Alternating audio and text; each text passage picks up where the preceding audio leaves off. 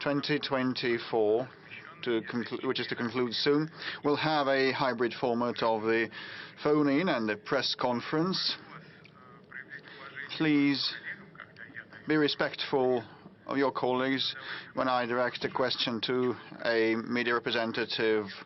And please be succinct and clear while asking so the President can answer as many questions as possible. The co-moderators of today's program are Alexandra Suvorova and Dmitry Kulko, who have done a great deal of effort, who have sifted through tens of thousands of questions and petitions from President. They know the public sentiment. They will work with President today, and they will help President outline the topics that are high on the agenda. So please, over to you. A very good morning.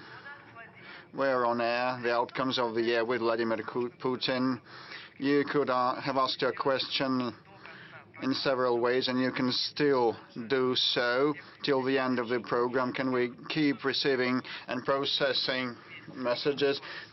You can ask by phone 800-240-40. You can send an SMS or an MMS message 04040. You can ask questions via social media of Kontakty Odnoklasniki, and there's a website moskva-putin.ru. You can also ask a question via that site. Now we have more than 2.2 million questions. 1.2 come from phone calls, 43 SMS messages, and 140 people ask their question on the website. And the number keeps growing as we see in real time.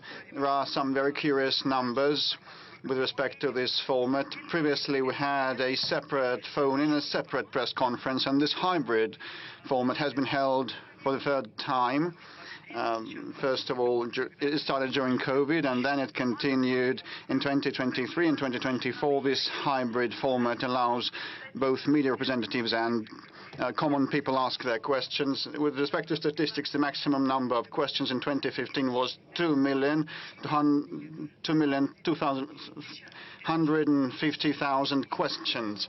Now the number is lower, but this is probably due to the fact that there are some regional phone-ins, and governors cover part of the regional agenda. It's noteworthy that if we sum up all the time that Mr. President took to respond to questions, there would be more than 64 hours in total. Phone-ins from the regions, we've had them since the outset, since 2001, and today we will have some of them. Over the time span of the phone-in and the press conference, we've seen a lot of activity on the part of people sending questions, letters, and requests, and words of gratitude also. And now it's 19th of December, probably wishes or warm wishes with respect to the forthcoming new year are sent. We have selected some of the questions. Most of them are on welfare and social matters, on the special military operation, and there is a set of international topics also. So we begin.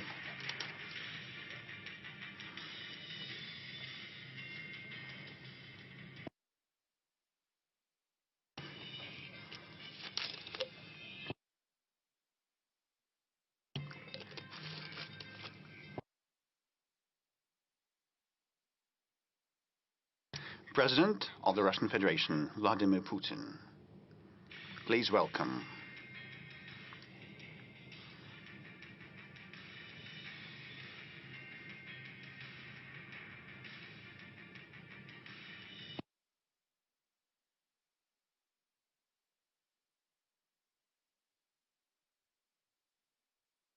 So it's the third year while preparing this program and processing the questions. The volunteers of the All Russian People's Front have been participating in that, and now the veterans of the special military operation have also joined in throughout the 10 days since the phone calls have been received. They also have participated, but today the People's Front's work is not finished. After the broadcast, they will continue processing the questions and petitions so that no one is left behind. And let me note that while preparing for the outcomes of the year program, we have been able to resolve part of the issues by the volunteers together with the regional and local and federal authorities. There is one more feature typical of this year, a GigaChat AI software from Sberbank. And you know, I already got to know that, yes. So GigaChat is a technology that helps decipher and convert sound to text and definitely single out the main part of the gist of the petitions and the questions. And you'll be able to see the main topics in this screen, and this virtual assistant will help us in the course of the program. But before we start asking the questions from the people and the mass media, just a general question on my part to begin with. We feel that the world has either gone crazy or is going mad. The conflict potential is soaring. The global economy is in a difficult, dire situation. How is Russia managing to keep afloat and keep growing? You know, when everything is calm and tranquil and stable, we're bored. Well, it's stagnation. We want some commotion. As soon as some commotion starts and we see bullets whistling and time flying rapidly, we get scared to our wits. Well, it's horrible. It's a great deal of horror. But you know, it's actually not. It's all about the economy, and we start with the economy. Despite your provocative question, the economy underlies everything. It's the main foundation prescribing and determining the living standards of our people and the stability and the defensive capability. Everything is based on the economy. And the economic situation in this country, by and large, is normal, is stable. We keep advancing against all odds, despite external threats and attempts to impact us. Last year, the economic growth was at 3.6% in annualized terms, and this year it's going to be at 3.9 or even 4%. We'll have to double-check that, because at the end of the year, well, we will see some numbers, and we will recap in the first quarter 2025. And probably the level will even be 4%, meaning that over the 4 years, the economic growth amounted to about 8%. According to experts with whom I've exchanged opinions this morning,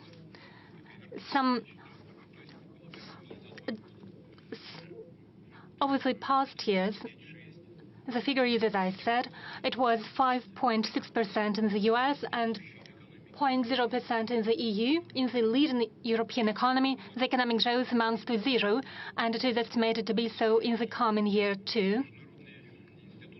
International financial institutions, economic institutions, placed Russia number 1 in Europe in terms of purchasing power parity, and it ranks number 4 in the world. China, the US, India are ahead of us, and we are ahead of Germany. We were ahead of Germany in the past year too, and this year we are ahead of Japan. But you know, it is not something that we should take for granted, that we should relax. Everything is in the motion, everything is moving forward and advancing. If while the European zone, the Eurozone is falling asleep, it doesn't mean that there are no other economic centers that are emerging. In the United States, the situation is evolving, so we have to keep this ratio, we have to change the quality of our economy, and there are other figures and indicators which are satisfactory, to put it mildly. one of most serious figures and indicators for all economies of the world is the unemployment level, and it is at a record low in our country at 2.3%.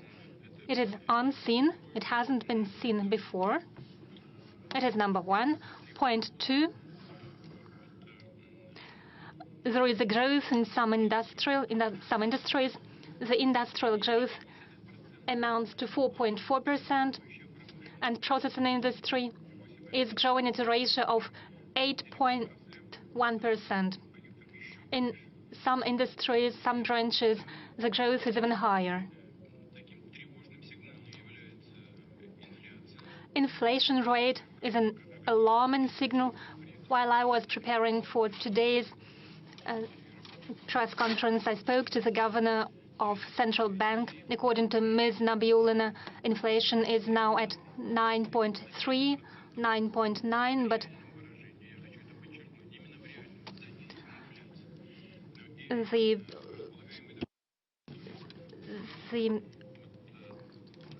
the income of the population has grown too. So on the whole, the situation is stable. We have some problems with inflation. The economy is a bit overheated. The government and central bank has set themselves the goal of decreasing this ratio, and according to various estimates, it is expected to be at 2 or 2.3% in order to preserve the macroeconomic indicators. It is something we should seek to achieve, and we are going to discuss it in more detail during today's press conference. But on the whole, the situation is stable. There is one clarifying question, if you allow. You cited Germany and Japan as an example. I would like to speak about Germany. You said the economic growth is at 0%, but it was previously a center of economic growth. Does it have to do with the politics and the sovereignty? Because recently, at the Russia Calling Forum, you said that when you celebrated the Gerhard Schröder's anniversary, all songs were sung in English, and there were no German songs. Yes, they were. It was a long time ago. Mr. Schröder celebrated his anniversary, and he invited me, and I attended. There was a small concert, and everyone sang songs in English, and I said even a choir of girls from Hanover presented songs in English, but there was one troupe that sang songs in German. It was the Cuban Cossack choir. It was unexpected for me. I asked them how they learned this song, and they said, out of respect to the Germans, out of respect to the hosts, we learned this song during our travel, and we presented it in German. Later, I was approached by many guests. I'm telling you how it was. And many people told me, we are ashamed. We are ashamed that only Russian Cossacks sang in German. And I said it to my colleague who was present at that forum. I told him sovereignty is an important thing. It should be deep in your heart. And I believe in the post-war era, the German people no longer feel their sovereignty. Who are Europeans? They are proud of being Europeans. But above all, they are French, German, Italian, Spanish, and only after that they are Europeans. But instead, they try to polish things. And in the end, you see it impacting everything, including economy. I mentioned the economic growth in our country, and largely it is a result of strengthening of our sovereignty that is projected on the economic situation. Many producers lost our market. Where does it bring us? Our industrialists started producing these same products. It necessitated various research, so we involved various institutions, including development institutions. And on the whole, it translated into the strengthening of our technological sovereignty. There might be different sovereignty in the fields of education, industry, military. It is important for our country, and for our country it is of particular importance, because if we lose sovereignty, we lose our statehood. That's crucial. And strengthening the sovereignty is also a result of economic growth. Mr. President, now I suggest that we move on to questions from our citizens. You mentioned the economic growth. Indeed, if we look at the economic figures, they look all right. Most of Russian plants are working tight, but the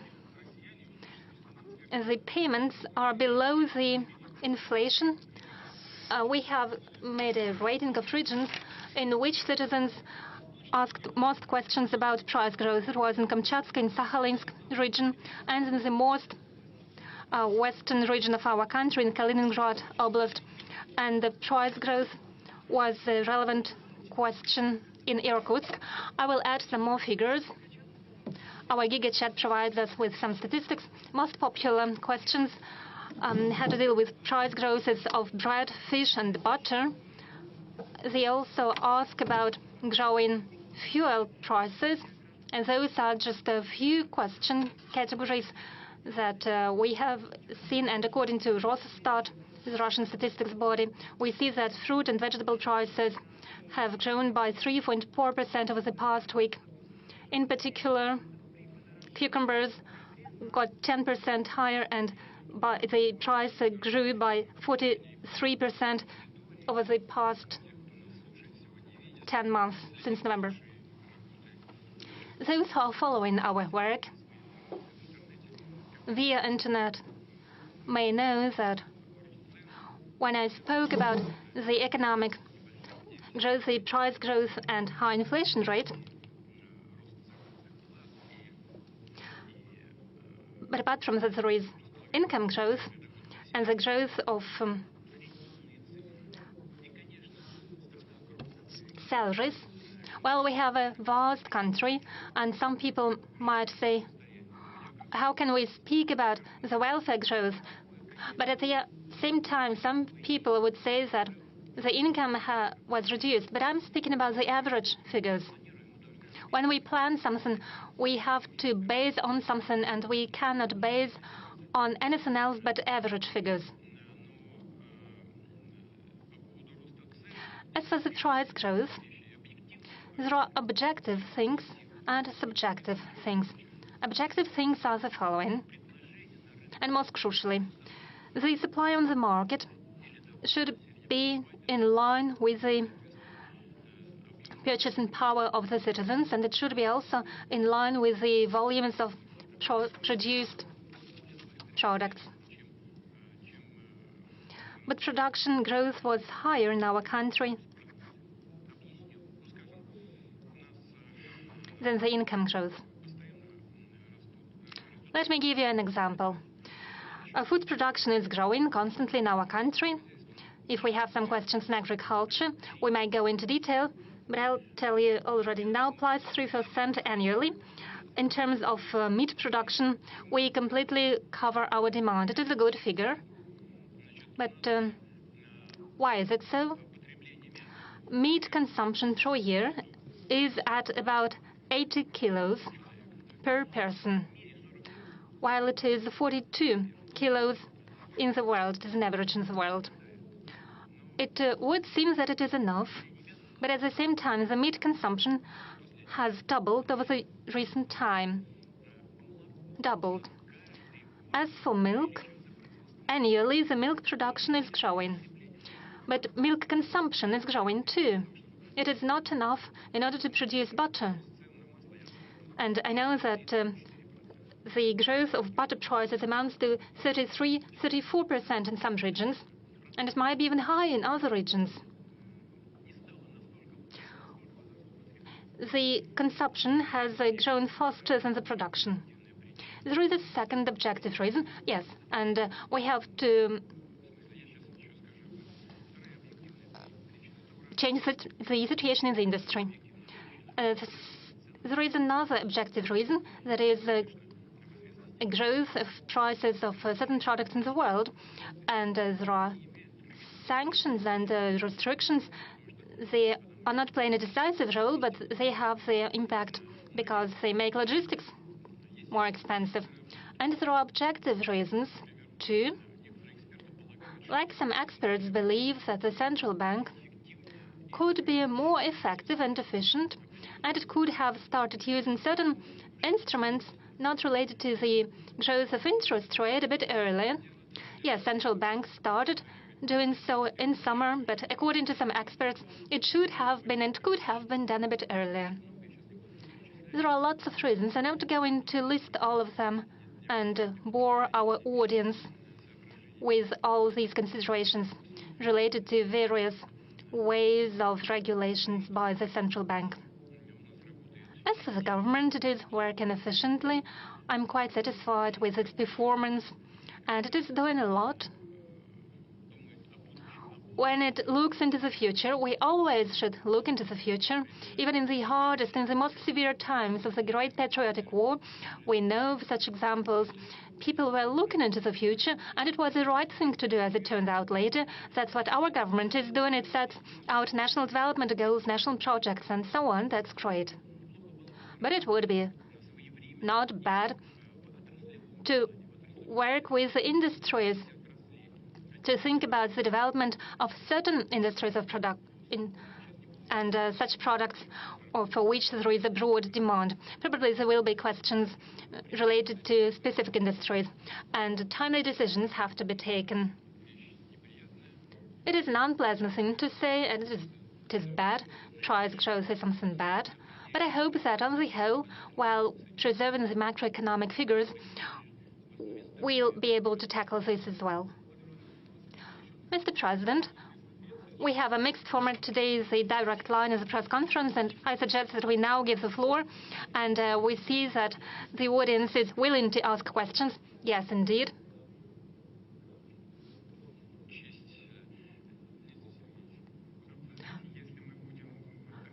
Mr. Peskov, well, if we do what you propose, it will mean disrespect to the others. What's your name, please? Alina Hasaeva, 15th region, North Ossetia. In today's realities,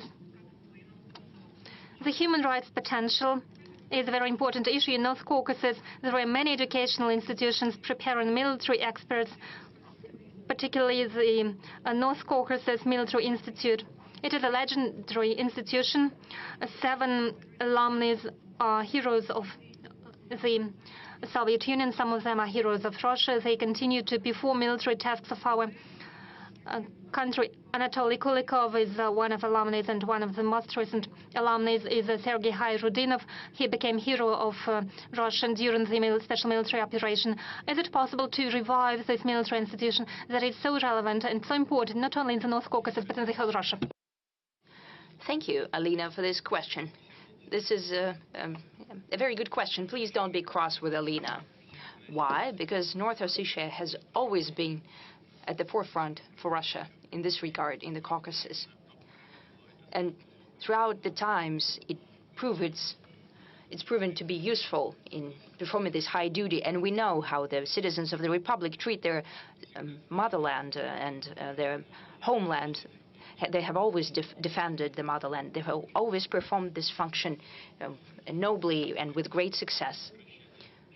You spoke about the decrease of the number of military vocational institutions. It's not about just closing it down in Ossetia. It's a thing that the network for military colleges in general, as the military specialists and the defense ministry thought it was out of proportion. There was no need for such a number of specialists for such an army as the Russian army, as it used to be.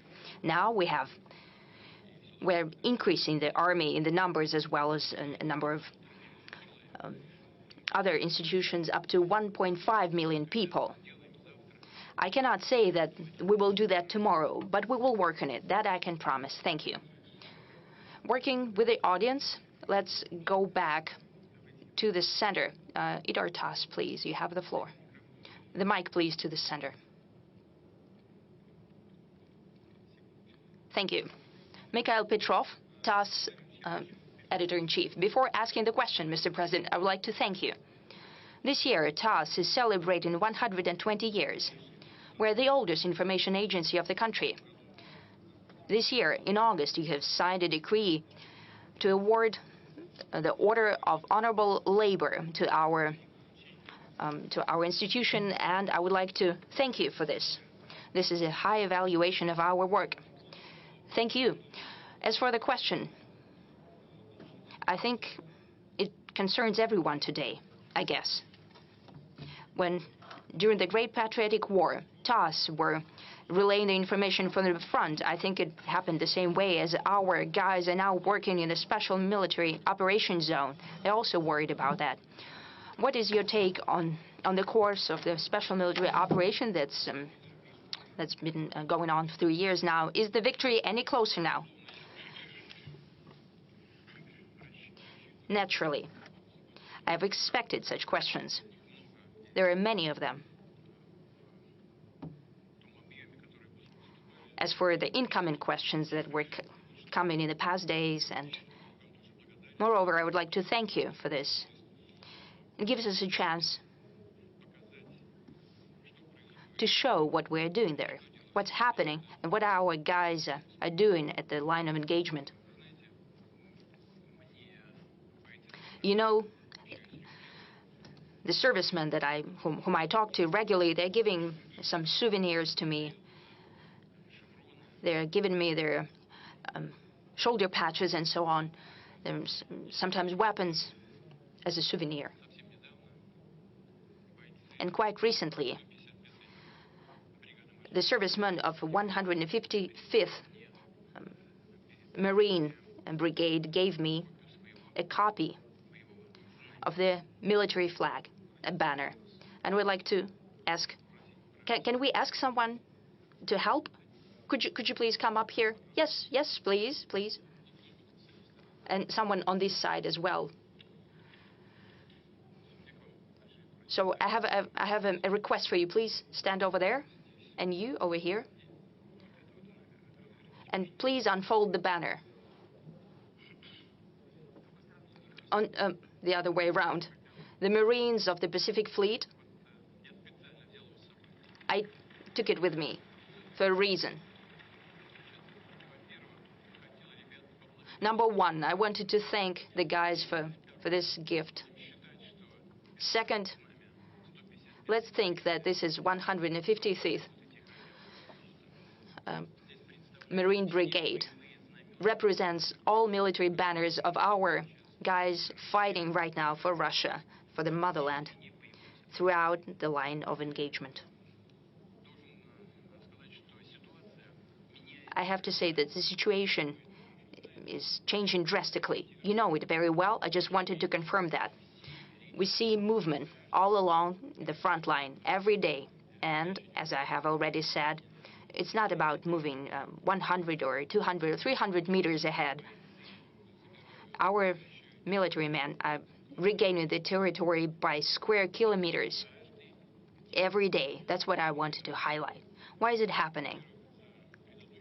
First and foremost, throughout the last year, and this is a classic scenario of military warfare. First, the enemy is going at you, he's being defeated, he incurs losses in personnel and equipment, and then we start moving forward. That's what's happening. Warfare is complicated. Therefore, it's hard to think ahead and to foretell the future. But we are moving forward. And as I said, we're getting closer to solving our primary tasks that we have outlined at the beginning of the special military operation. As for our men and women in uniform, I will continue repeating that, because I have every reason to say that. They're acting as heroes. The capacity of our armed forces are increasing.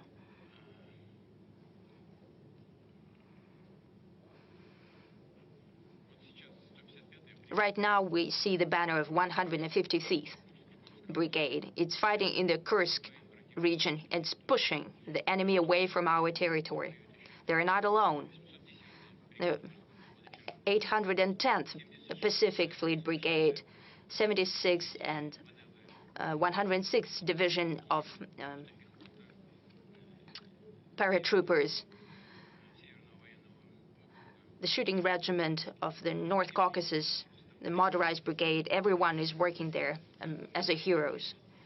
Right now, they're fighting, and let's wish all of them, everyone who is fighting in the Kursk region, all along the line of engagement. We wish them good luck, victory, and for them to return home safely.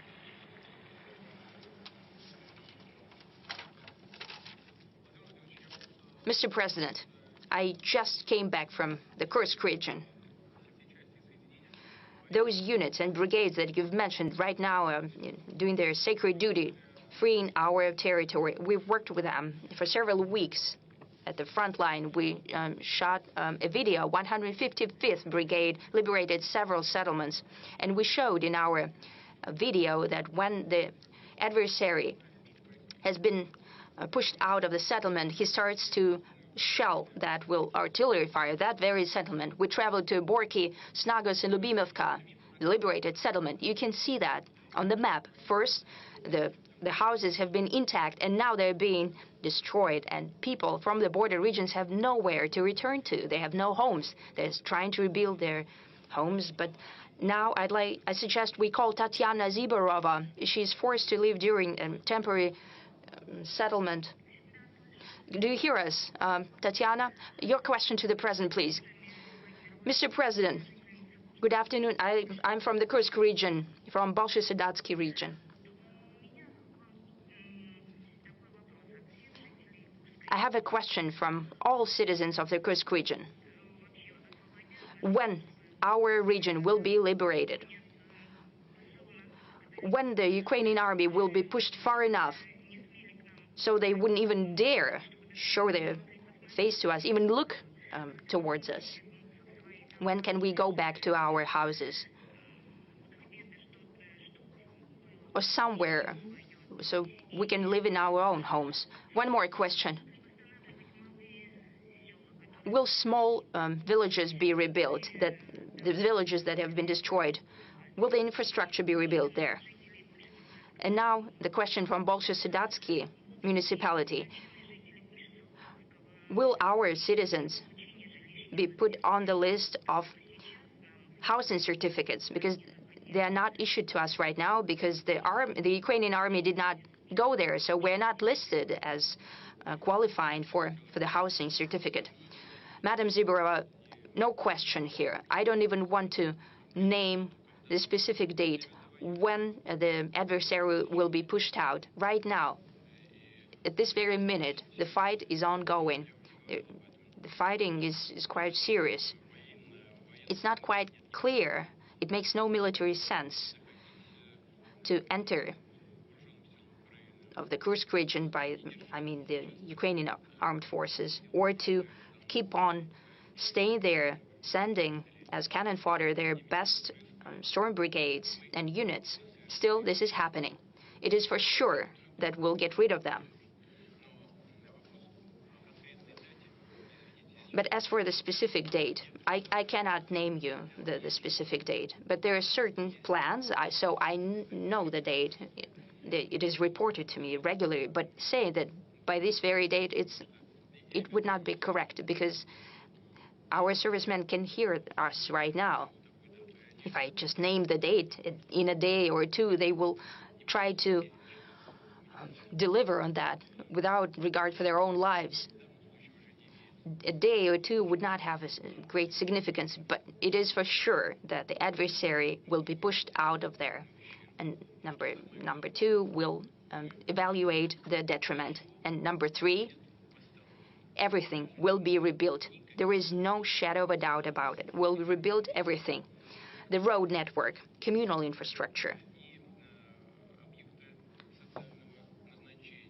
social-oriented facilities, schools, kindergartens.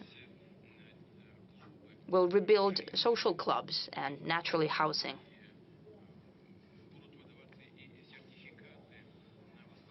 We'll provide certificates to rebuild housing. Those who want to move there, will help them out. Right now, we have allocated already, I think, about 108 billion rubles. The first tranche has already been delivered. The administration will be working throughout all of the holidays. They'll be meeting with people and solving the questions also regarding the housing certificates. There is nothing good about what's happening to you.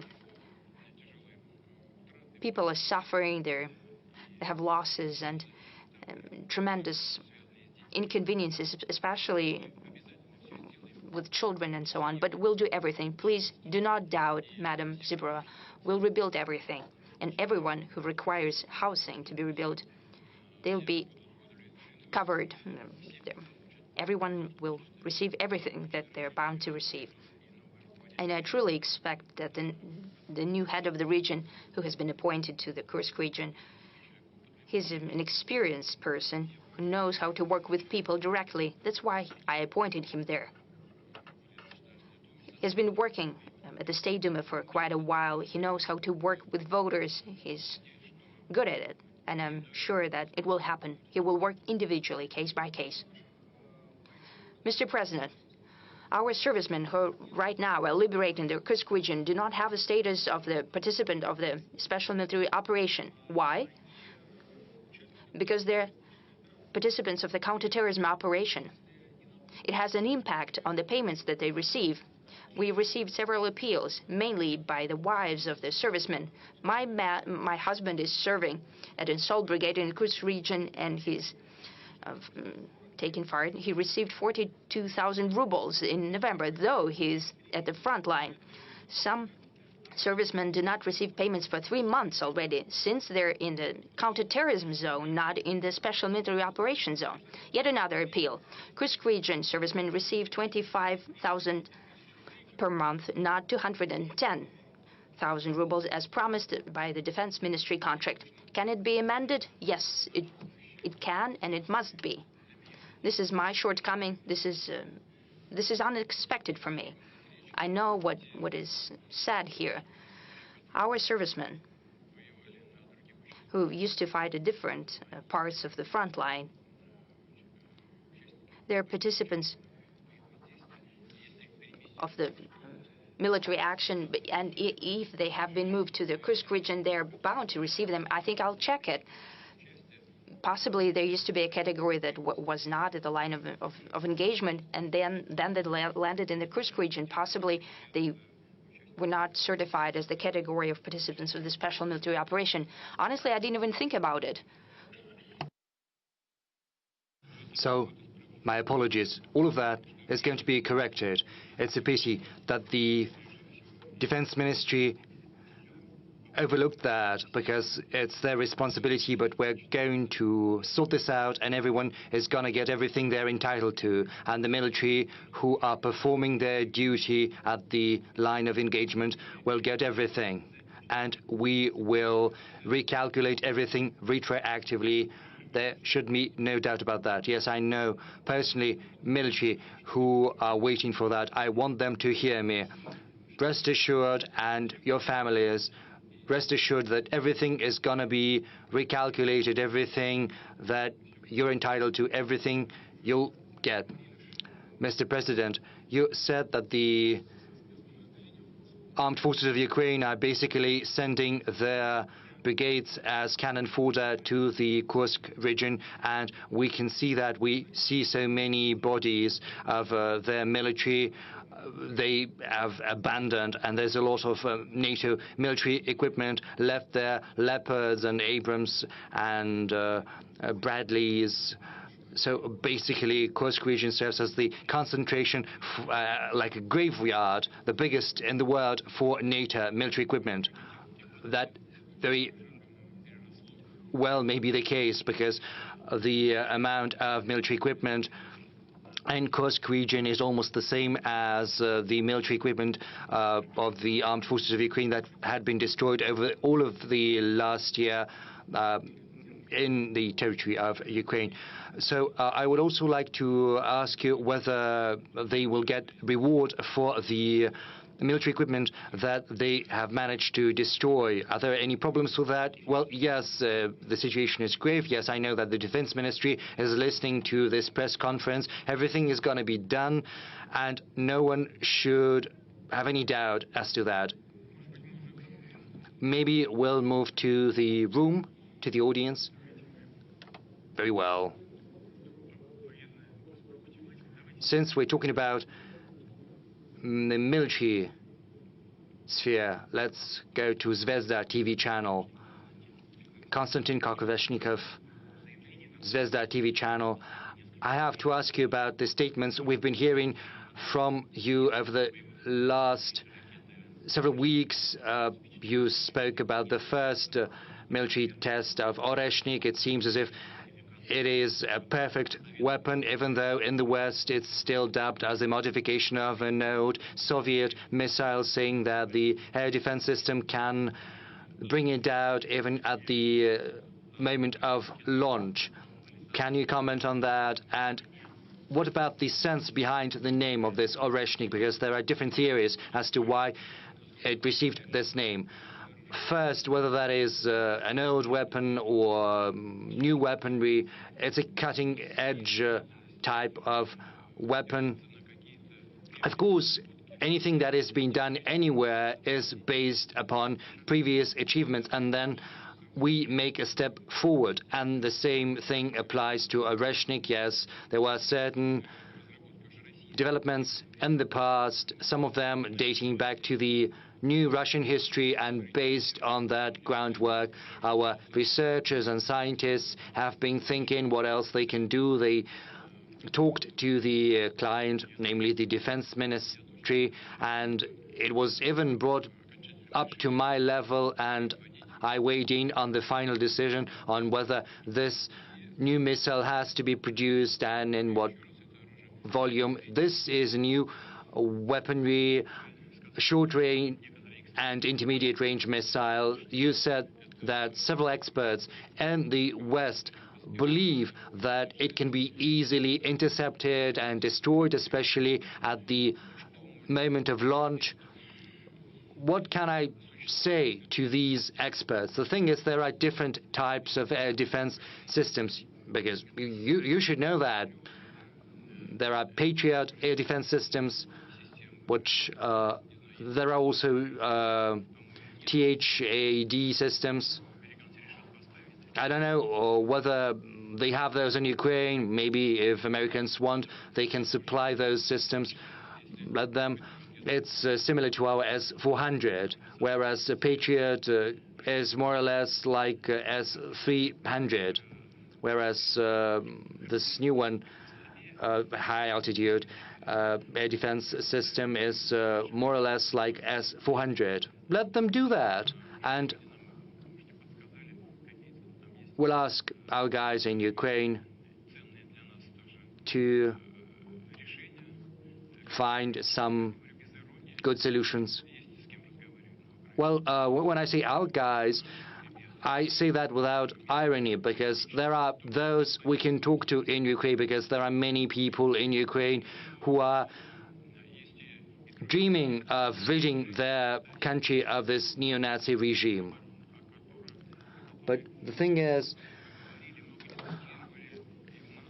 THAAD is basically an anti-missile system, and for many years before we had been asking the Americans not to deploy those systems, otherwise we would have to find systems that would allow us to penetrate those systems. You know, we had to come up with the Vanguard system, which is kind of a cruise missile which follows the landscape without going too high.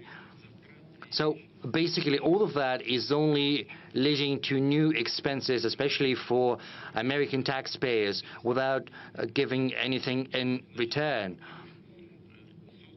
That said, this system has been developed and deployed. There are 2 positions in Romania and in Poland, and there are 24 anti-missiles deployed there. I think they're called Standard 3. In Romania, It's the 1B modification with a 300-kilometer range, and it can intercept missiles at 80 to 250 kilometers of altitude. In Poland, there is a newer modification. It can intercept as far as 1,000 kilometers and at the altitude of up to 500 kilometers, whereas Oreshnik is an intermediate range missile, and it's 1,000 up to 5,500 kilometers. That's the range of Oreshnik. Now, just imagine, our system is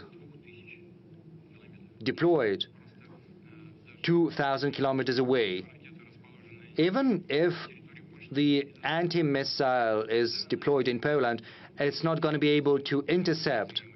They say that the missile is very vulnerable at the launching stage, but they won't be able to intercept those missiles so far. Moreover, the launching sites are protected. Moreover, it takes time for the anti-missile to get to the missile, but it takes several seconds, and then it's too late to catch or to intercept it. So there is, before the separation, so there is no chance that the missile is going to be brought down by the anti-missiles. So if the experts in the West think so, well, let them come up with a proposal to us and to the US. They can suggest kind of a technological experiment, kind of a high-tech fighting duel of the 21st century. They can designate a target, say in Kiev. They can concentrate all of their air defense and anti-missile defense there, and we will strike it with Oreshnik, and we'll see what's going to happen. We are willing to conduct such an experiment. What about the other side? Are they ready? Well, we understand all of their anti-missile and anti-air defense systems are on high alert. They're ready. But, you know, what I've just told you is what I have learned from our engineers, from our scientists. And of course, the American political leadership also get their information from their experts. So let's conduct this duel and look at the outcome. It's going to be interesting because it's going to be useful both to us and to the American side. And what about the name? Honestly, no idea, no clue. Well, let's ask some questions from the audience. Yes. Rossiyskaya Gazeta. Maybe you'll ask something about the peace. Rossiyskaya Gazeta. Mr. President, you have recently signed the amendments to the nuclear doctrine. Do you think the signal has been received and understood in the West? I don't know. You should ask them. I know what the amendments are. The doctrine is not new, but the amendments are somewhat new. I'll tell you about the key changes. We talk about the new emerging military threats that can turn into military threats, like the emergence of anti-missile systems and several other factors, and they're all named in the doctrine. We also speak about raising the responsibility of non-nuclear states that might participate in an aggression against the Russian Federation, together with those countries that are in possession of nuclear weapons. And if these countries, just like their allies, create any threat to Russia's sovereignty or to the very existence of Russia, then we believe we have the right to use our nuclear weapons against them. And there is another component, which is also related to managing our military arsenal. The fourth thing, we have made an announcement. We've made an announcement that if similar threats are created to our allies, to the member of the Union State of Russia and Belarus, to Belarus namely, then Russia is going to view that in the same light as creating similar threats to Russia. So we're going to do everything in our power to ensure Belarus's security. This is something we're doing in coordination and with the consent with the consent of the president of Belarus, Alexander Lukashenko. And I think this is a very important component of Russia's updated nuclear doctrine. Another question from the audience. Well, we have agreed not to shout out. Let's show some respect for one another. Yes, but before that, let's give the floor to the one who to the lady who wants to ask about the Arctic. Daria Shuchalnia, Republic newspaper. Thank you for getting Rostislav Goldstein back to us, to our region, and he started working right away. He's a very good leader. Yes, he is very sensible, very reliable, and very consistent, and I hope that he's going to succeed. Thank you for sending him to us. My question then, in the Russian High North, in the Russian Far East, in the Republic of Komi, there are many settlements with a population of under 2,000 citizens, but unfortunately they are not entitled. They're not entitled to this program of building a cinema, and we know that some people want to stay in these settlements, but unfortunately there's not many opportunity for spending leisure time. Maybe some changes, some amendments could be made to the federal program so that the settlements of the Russian High North of under 2,000 people could still be entitled to this program. And I know that as a student, you worked there somewhere in the north, and you know how efficient it is. But unfortunately, these student brigades could be used again. Maybe amendments could be made to Federal Law 44 so that when construction sites are organized based on municipal budget, then at least 15 or 20% of that could be carried out by students, because it provides students with very good experience, and it's also a huge help for Russian regions. It helps building social facilities. 10% or 15%. So yes, 10% of money allocated for construction could be funneled to that. Well, I'll talk to Marat Husnulit. That's possible. We're trying to revive this program. I think this very movement has been revived right now, and this funding mechanism could be used. It's already in use, but I'll check it and I'll talk to Mr. Husnulit. Thank you. Yes, gyms and cinemas, yes, that's great. You know, it's quite unaccepted. With respect to the Arctic zone, first of all, we have the preferential rate for mortgage at 2%, as well as in the Far East. The mortgage interest rate is at 2%. It's beneficial, and people have been using that. And for new territories, we also have this rate at 2% for mortgage lending. Besides, in that zone, we have an entire brand new program for small towns with 25 citizen towns participating. Well, if it's about numerically small settlements, they may not become part of that program of 25 cities, and we will try to figure out what we can do additionally for those small settlements in the Arctic zone, because most of them have a few residents, but we actually assumed that broadband internet was the main need. But you know, when it comes to movie theaters and movie hall, the atmosphere is different, and now we have lots of Russian patriotic high-quality films and movies. Yes, it's a separate topic to cover, and many of the film manufacturers and producers have left us, which prompts us to boost our own cinema production and giving this rise in society, enthusiasm in society that we are now having. All our historical tales need to be promoted, and I often watch those with my junior family members, and we'll try to respond that positively. Okay, dear friends, when you ask 2 questions in a row, you deprive some of your colleagues the opportunity to ask a question. Let's go that way. Let's move that way. Well, let's see, Krasnoyarsk, probably, the city of Krasnoyarsk.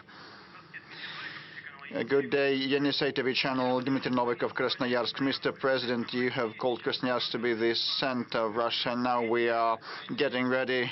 Just apologize for interrupting. It wasn't me who called. It's the geographic center of Russia, Krasnoyarsk. And we're getting ready to mark our 400th anniversary in 2028. And using the opportunity, would like to invite you to visit the anniversary. But my question is, now Rushydro headquarters is moving to Krasnoyarsk at your behest, and probably it will be coherent to prompt other state-run and private companies to move to the region, which would give new tax revenues and opportunities. Do you contemplate and entertain such opportunities? Well, first of all, I believe it is a proper way to do, and possibly some of the federal authorities should migrate to different regions. That would prompt and boost the development of our government. We're trying to concentrate all the judicial power in St. Petersburg,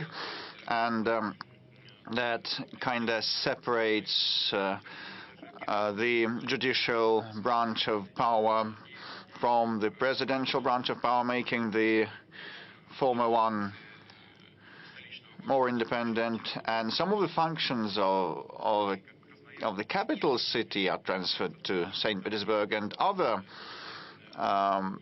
big centers of our country like Krasnoyarsk also need more attention, having more revenue and companies paying taxes on site, and that would encourage the region's development. And you have mentioned Rushydro. Indeed, when I blessed the future CEO Ukhmarin, I just asked him, will you be ready to move to Krasnoyarsk? Yes, and your wife, she would agree, but that takes time. You know, one needs to move the manpower there, and people don't want to leave Moscow, not because they're lazy, but, you know, they are ingrained in Moscow with schools and kindergartens, and you need to train staff on the ground, and still Rushydro will be moving, and we will prompt more big companies and governmental bodies to move to other parts of Russia. We have the biggest land mass in the world, and major manufacturing companies should be spread evenly across the country, as well as governmental bodies. But, you know, there are some limitations, like president and the government should be next to each other to interact properly. Yes, thank you for the invitation to visit Krasnoyarsk. Some of the businessmen suggested moving the capital to Krasnoyarsk. Yes, or Irkutsk, and Peter the Great wanted to have a capital, the capital in the south, to move the capital in the south. He had 2 options, either St. Petersburg or a city in the south, in Taganrog. Well, originally he wanted to install the empire's capital in Taganrog. I can see Andrei Rudenko, a military correspondent of ours from Donetsk. I can't but give the floor to him. Mr. President, I've been around in Donbass since 2014, and I had state TV company Donetsk, and my question is quite serious.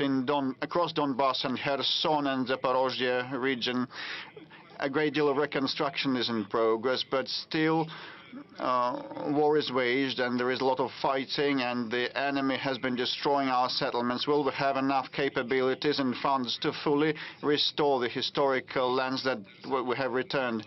No doubt, without a doubt, we will have the necessary capabilities and resources. We have a huge program in place to restore these territory. This program is valid until 2030, and work is underway on a number of spheres, like the road network reconstruction, the housing reconstruction and construction, public utilities reconstruction, cultural and social sites. Also, with respect to roads, in 3 years we plan to bring all the roads there to the national Russian standards. And please have a seat. And you know that this is ongoing, and there's an undertaking that is being implemented already. We are planning to build a circular ring road around the Azov Sea, which is now an inland sea of the Russian Federation. And it will be similar to Taurida trunk road in the Crimea, of 4 lanes, with all the advantages of such a high-speed road. The first segment has been built from Taganrog to Mariupol, a segment of 40 kilometers, a short one, but we actually plan a road around the Azov Sea, another road connecting Mariupol and Donetsk, which is 197 kilometers long, also is in the pipeline, and all the road network will be restored, and all the necessary funds have been envisaged, and some of the welfare and social facilities have been put into operation. In Donetsk, the perinatal, a world-class perinatal center has been commissioned. In Mariupol, a medical center was opened.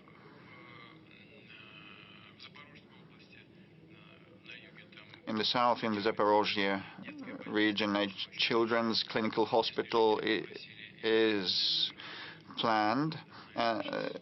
It was the behest of the local residents, and the governor also supported that, and the design is already launched. And so we have a lot of work planned till 2030, and now we have already reconstructed 21,000 facilities. 11,000 facilities were reconstructed with the help of the federal funds, and 10,000 installations were done with the funding of the patron regions from across the Russian Federation. And I'd like to thank in the leadership and the residents of those patron regions while we are in the air. And we are to reconstruct 20,000 facilities more in the near future, and all that will be accomplished. And Mr. President, with respect to Lugansk People's Republic, during the rule of Ukraine, they never had good roads. Now they have perfect roads all across that republic, and people are wholeheartedly grateful. These are the basic, most necessary things, and we'll do more. We'll go beyond that. And as regards the new regions, I'd like to address the residents and all other Russian nationals, while we have the live broadcast, that these regions have a very good potential to unlock, and potential and prospective tax revenues might be huge. And Lugansk region has seen a 97% growth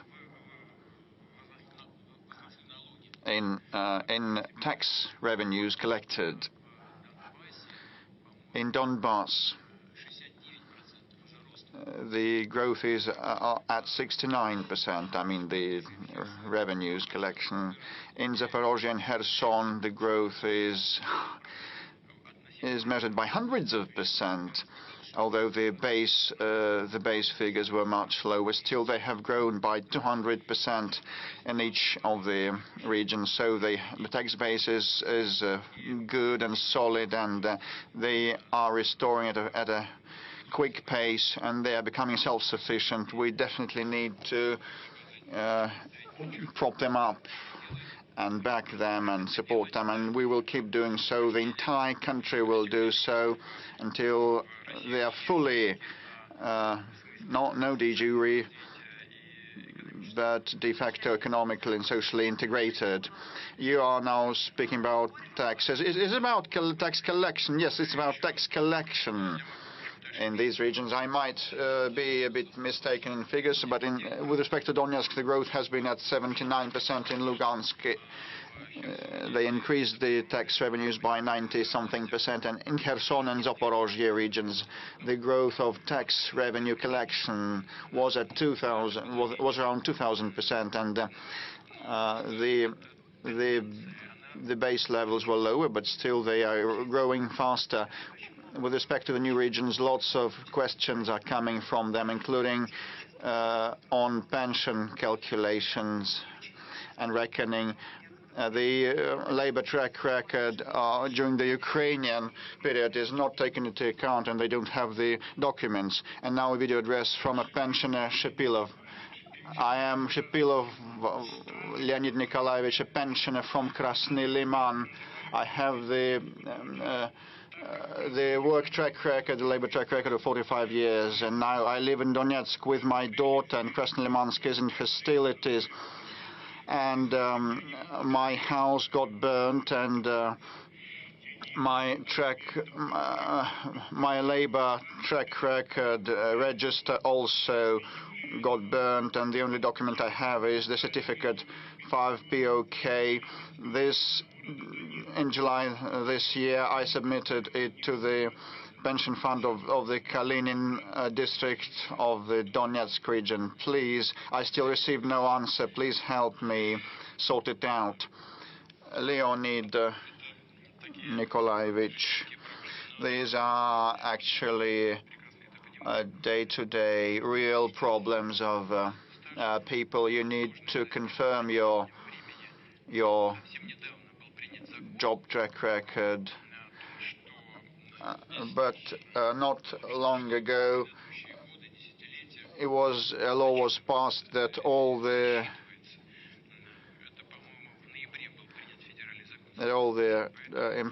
time in employment, years of work, a work record will be taken into account. So the law is on your side.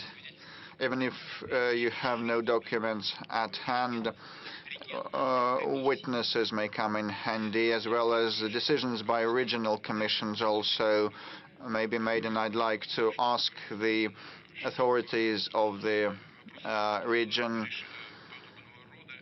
to assist resolving such questions, such issues without any red tape. Not long ago, I talked with Mr. Pushilin, head of the People's Republic of Donetsk, and he told me how he received a delegation from Africa, and we were happy to receive our guests and friends, and he's going to go to Africa also, which is good. We have to support the relations, but I would like to remind you that there is also Leonid Nikolaevich, whom you need to involve as well. And I hope that intergovernmental commissions, or inter-regional commissions, inter-agency commissions will be operating efficiently. Again, there is now a federal law that was adopted a short time ago. There are lots of addresses about laws, documents. It's not about pensions, also about education and rights for property. But I already mentioned these issues are governed by decisions of interagency commissions and so-called witness records. It's not about a judicial proceeding, but it's about obtaining authentic information from neighbors and so on. Housing is another important issue, and there are lots of calls and questions from Mariupol, from those who expected to receive a housing as compensation. I'll quote some of them. Mariupol needs assistance for housing construction. It was an SMS with such a text. Next, houses were constructed in spring, but we cannot move in until today, and there are lots of similar questions. Well, Mariupol is in the focus of our attention, and it is right, so it is a big city. Before the beginning of hostilities, it officially had about 430,000 residents. According to local authorities, even more residents lived there, over 470,000 people. About 3,000 family houses, block houses, were constructed. About 170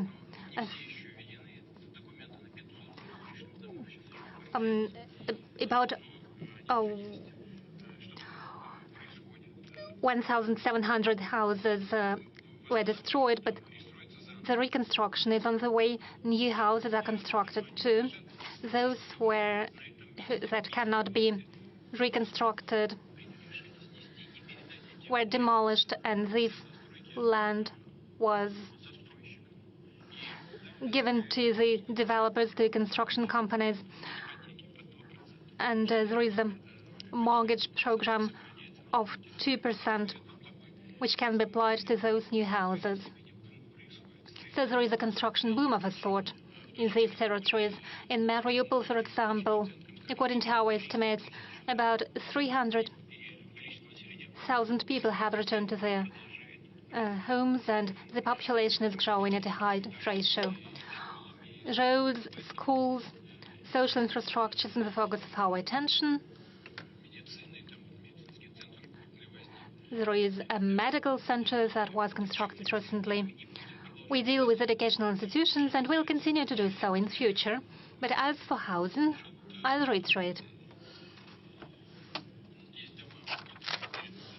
There are houses that were handed over to developers, but citizens, the residents, have the right to receive a housing at least close to the neighborhood they used to live before. If a new block house was constructed by a developer in this neighborhood, the person should receive an apartment close to the neighborhood where he or she was living. There are about 5,000 unattended apartments in the house, and they have to be redistributed among the citizens. Of course, some people are returning, but we have to regulate it and resolve these issues. But I can say for sure, all those who are entitled for compensation, all of them will receive it. If it's not the case, please appeal to regional authorities. There are centers for decision-making. They were established, if I'm not mistaken, it is located in Maratha Street.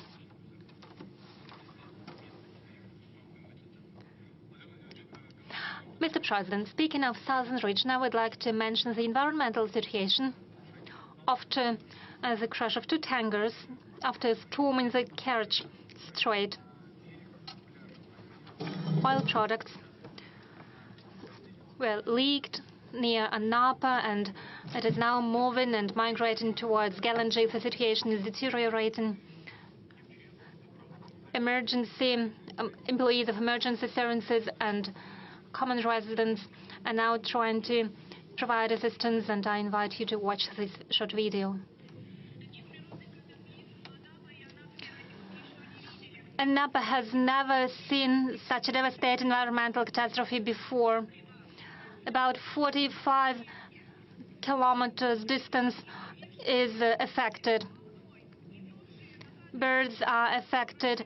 There are new and new waves bringing oil products again and again. It all has affected the sand and the resorts of our region. We cannot improve the situation alone.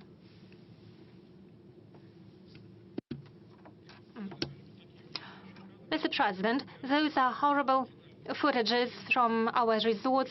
I know you have already given instructions to mitigate the situation. What else can be done? Well, it is an environmental disaster, it is obvious. Law enforcement agencies are dealing with the situation.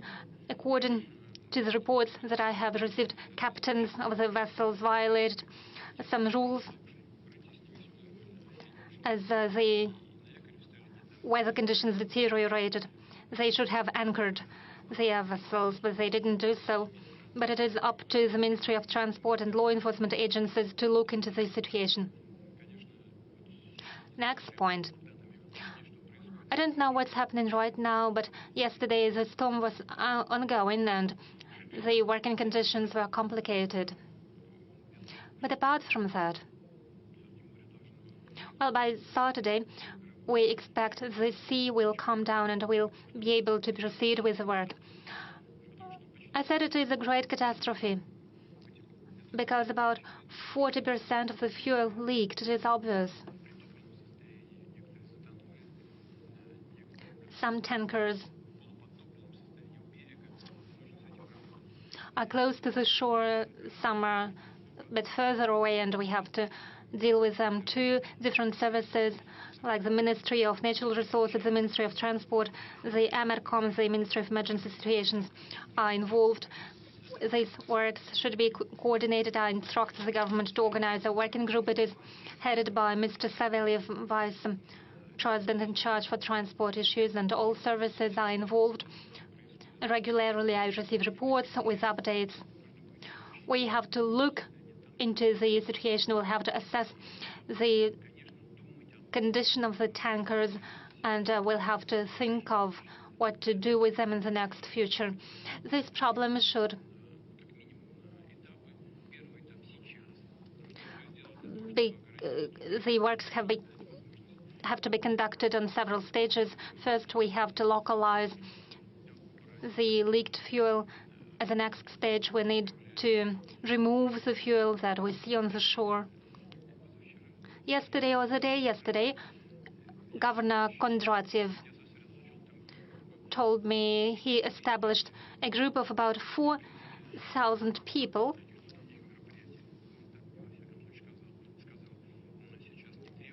and according to him, no further efforts are needed, but if needed, they will be ready to deploy an additional team from the Ministry of Emergencies.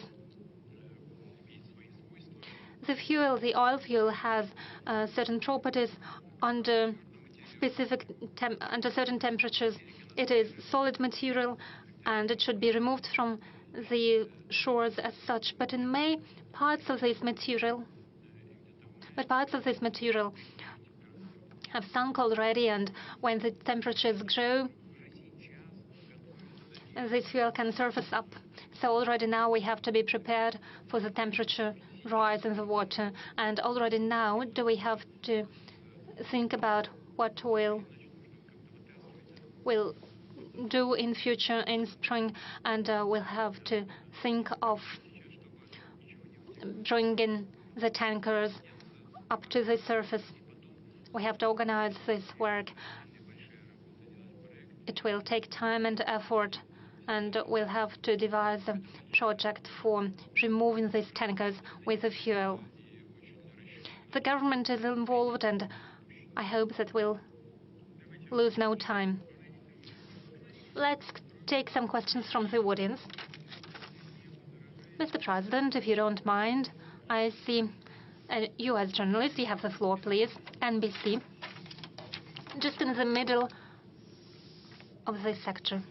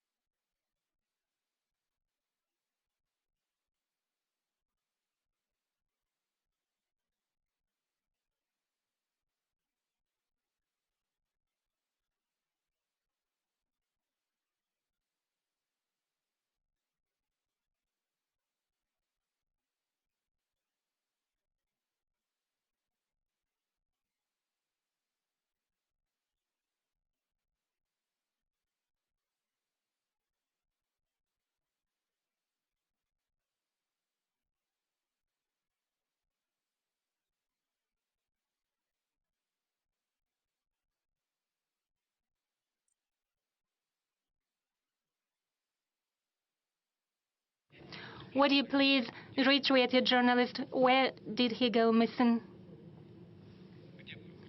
Where was he missing? What happened exactly to him?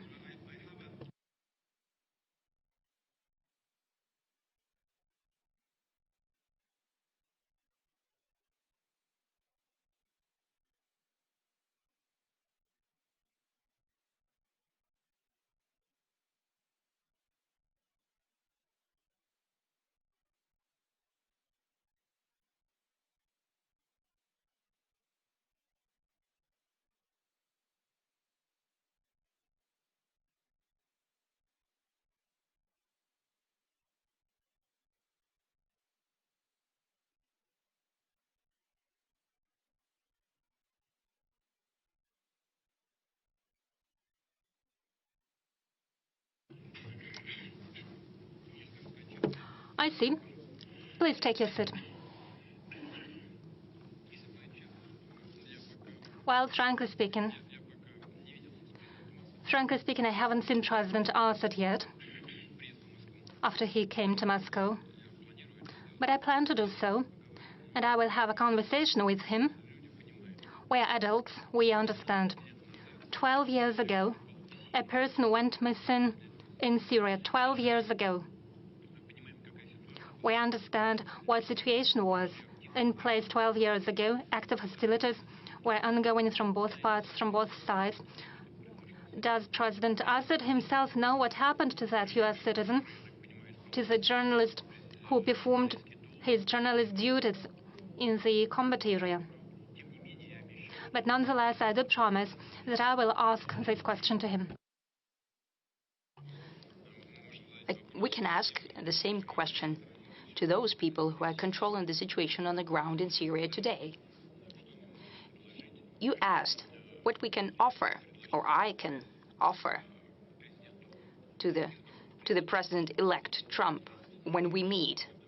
I do not know when we are going to meet, because he does not speak about that. I haven't spoken to him for more than 4 years now. I am prepared for that conversation at any time.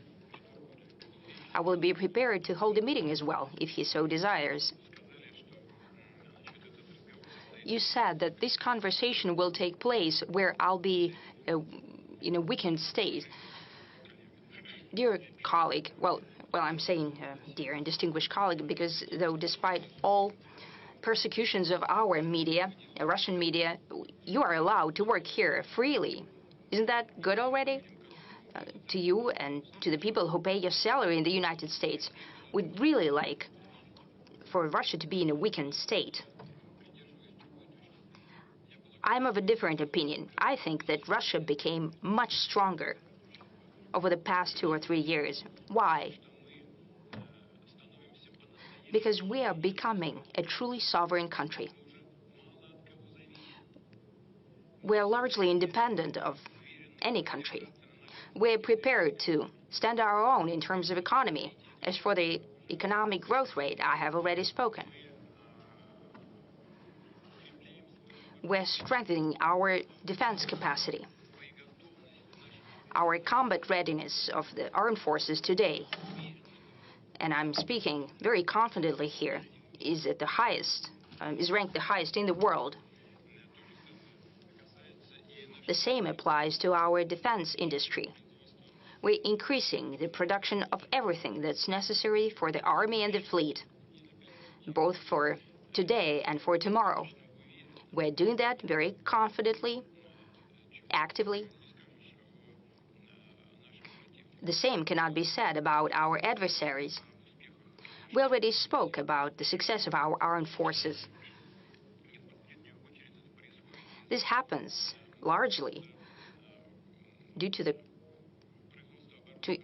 increase in production of defense industry, in the output of defense industry of Russia. As I have said, we're doing that confidently and in a streamlined fashion.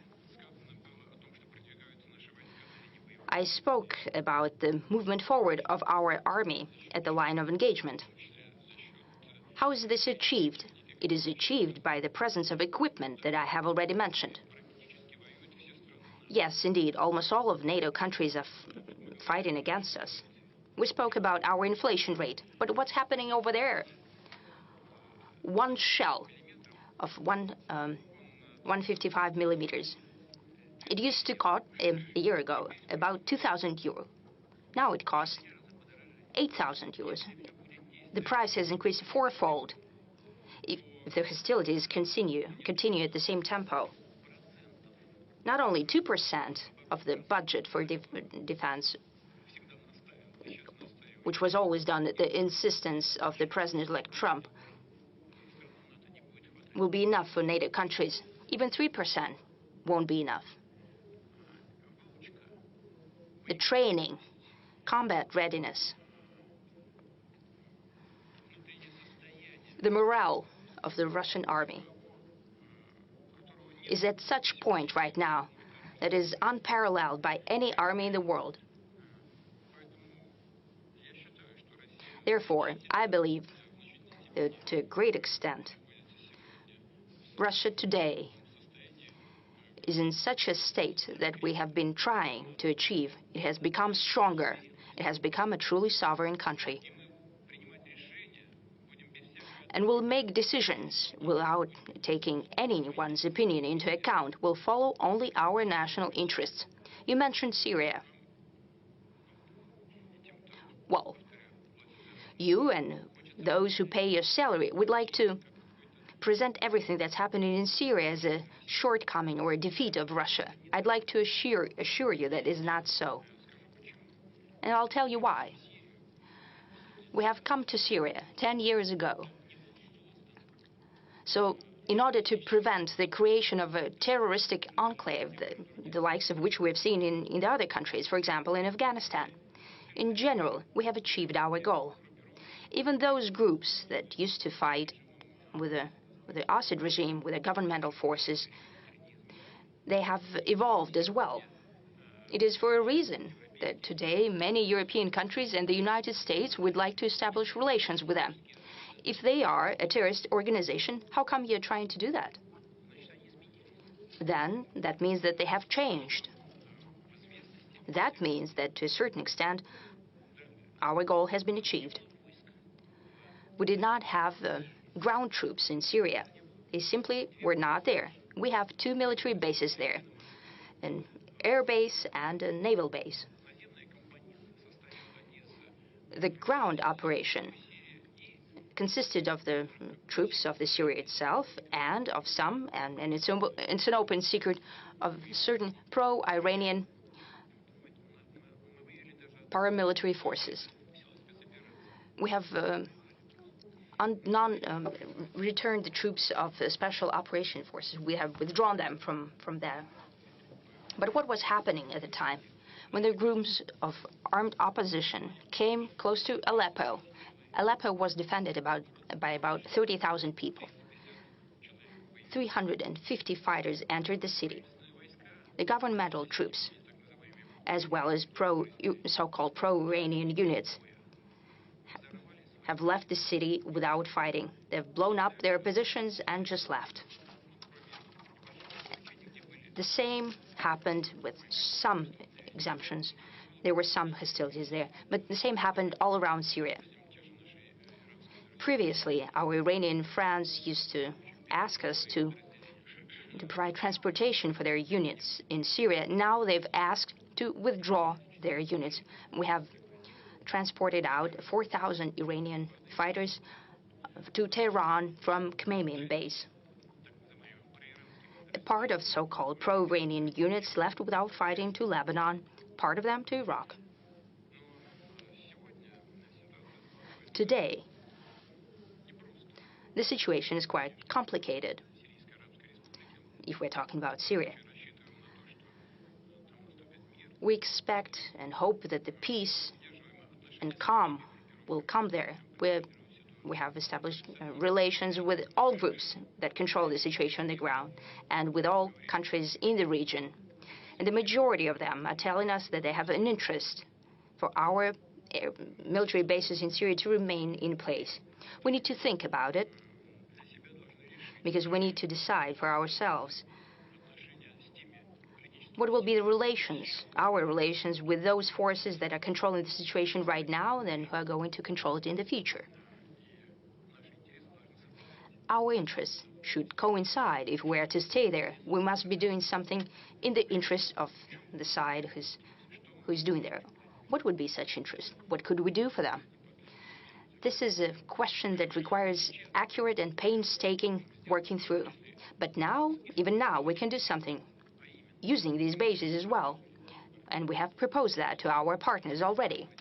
Those partners who are on the territory of Syria and in the neighboring countries. We have proposed that we can use the air base of Khmeimim to deliver humanitarian aid to Syria. This was accepted with an understanding and with a desire to organize this joint work. The same applies to the Tartus naval base. Whoever would like to present Russia as weakened, and as you're an American, I would like to remind you of a well-known writer and a person who said at a certain time, the rumors of my death are much exaggerated.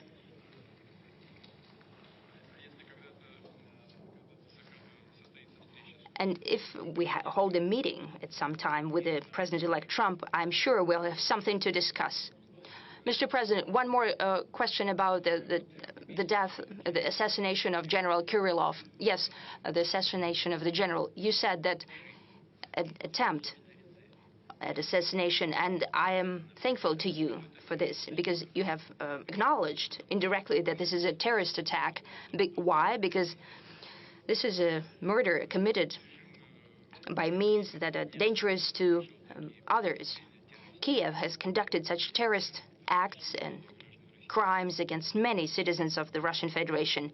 Right now in Kursk, when they're shooting civilians, I mean the Kursk region, and done at the territory in other regions, your colleagues were killed. Terrorist attacks against journalists were conducted as well. I don't mean you personally right now, but I mean the Western journalists in general. We've never heard condemnations of such terrorist attacks. So I'm thankful to you right now that at the very least you have remembered that. Let's work with the audience as well, because we have tremendous interest. I see Tartar and BRICS and I'm sorry. I would like to address our American colleague. Do you hear me? Do you have any other questions? If you have any, go ahead and ask them.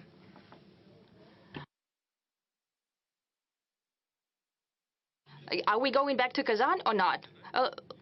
If you would think about them, if you can formulate them, then we'll go back to you then. And we'll talk to Tartars, then to Americans.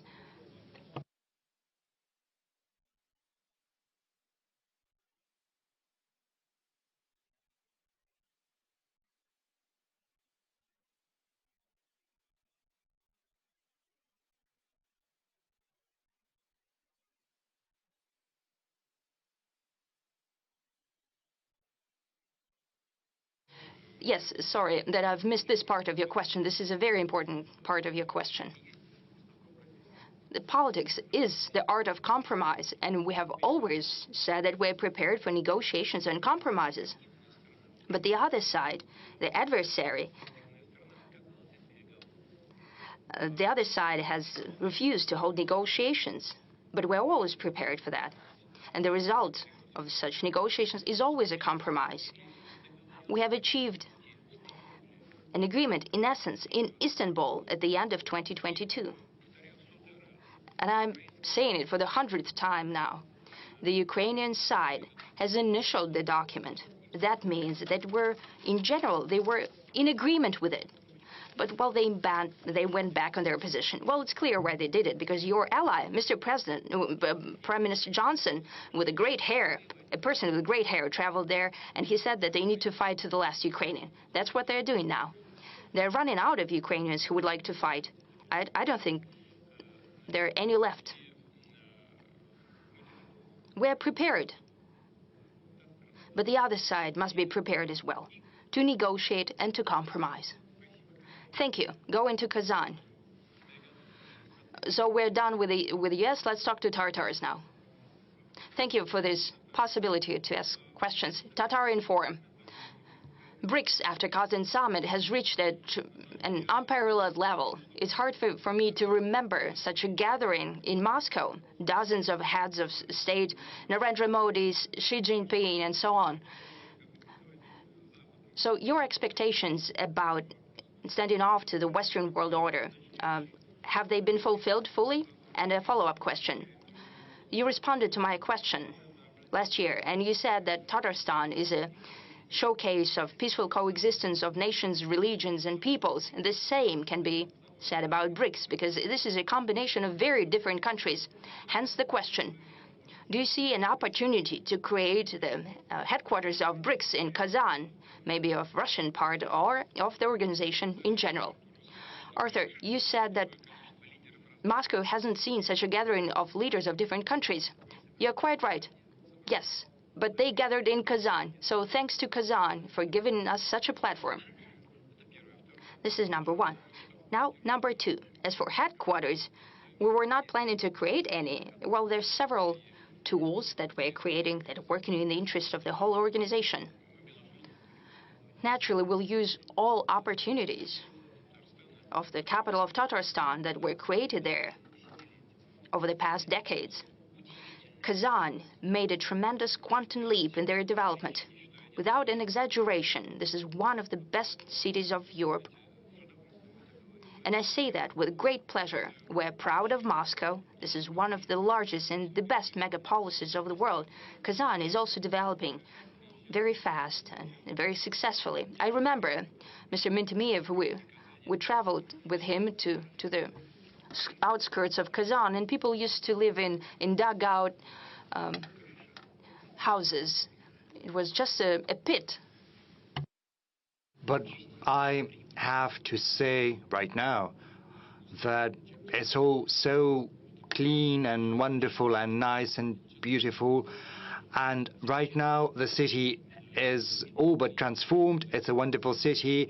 It has built a subway system. I spoke to the previous leader about that, and the new leader has taken up the baton, working very actively. Kazan is home to talented people. There are people of different ethnic groups, of different backgrounds, who live in peace and in accord with one another, having respect for the traditions of one another, visiting one another during religious festivities. You're doing a great job. I can only congratulate you on that. But there is another thing I'd like to draw your attention to. You said that BRICS is developing as an instrument to counter the West, which is not the case. You are mistaken. It's not an instrument to counter the West. We're not working against anyone. We are working in favor of our interests, in the interests of the organization's members. We're not trying to build any kind of adversarial narrative or agenda within the organization. The organization, however, is developing very rapidly. It's expanded. Its membership has become bigger, and there is a great number of countries who are showing interest in developing BRICS as an organization, because our work within BRICS is based on respect for the interests of one another.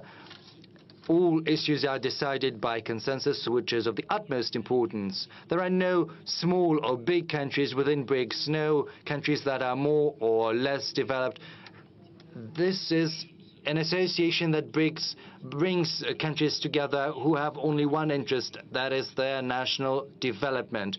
We are using the existing tools and creating new ones to achieve better economic growth, to reconfigure our economic structure to make sure that BRICS is at the helm of this forward movement. And we'll do everything now to make sure that it stays so in future. Let's give our colleagues within the audience a chance to ask their questions. I see a new media. It's very popular, even though it's unconventional. It's called Readovka, Maxim Dolgov Readovka edition.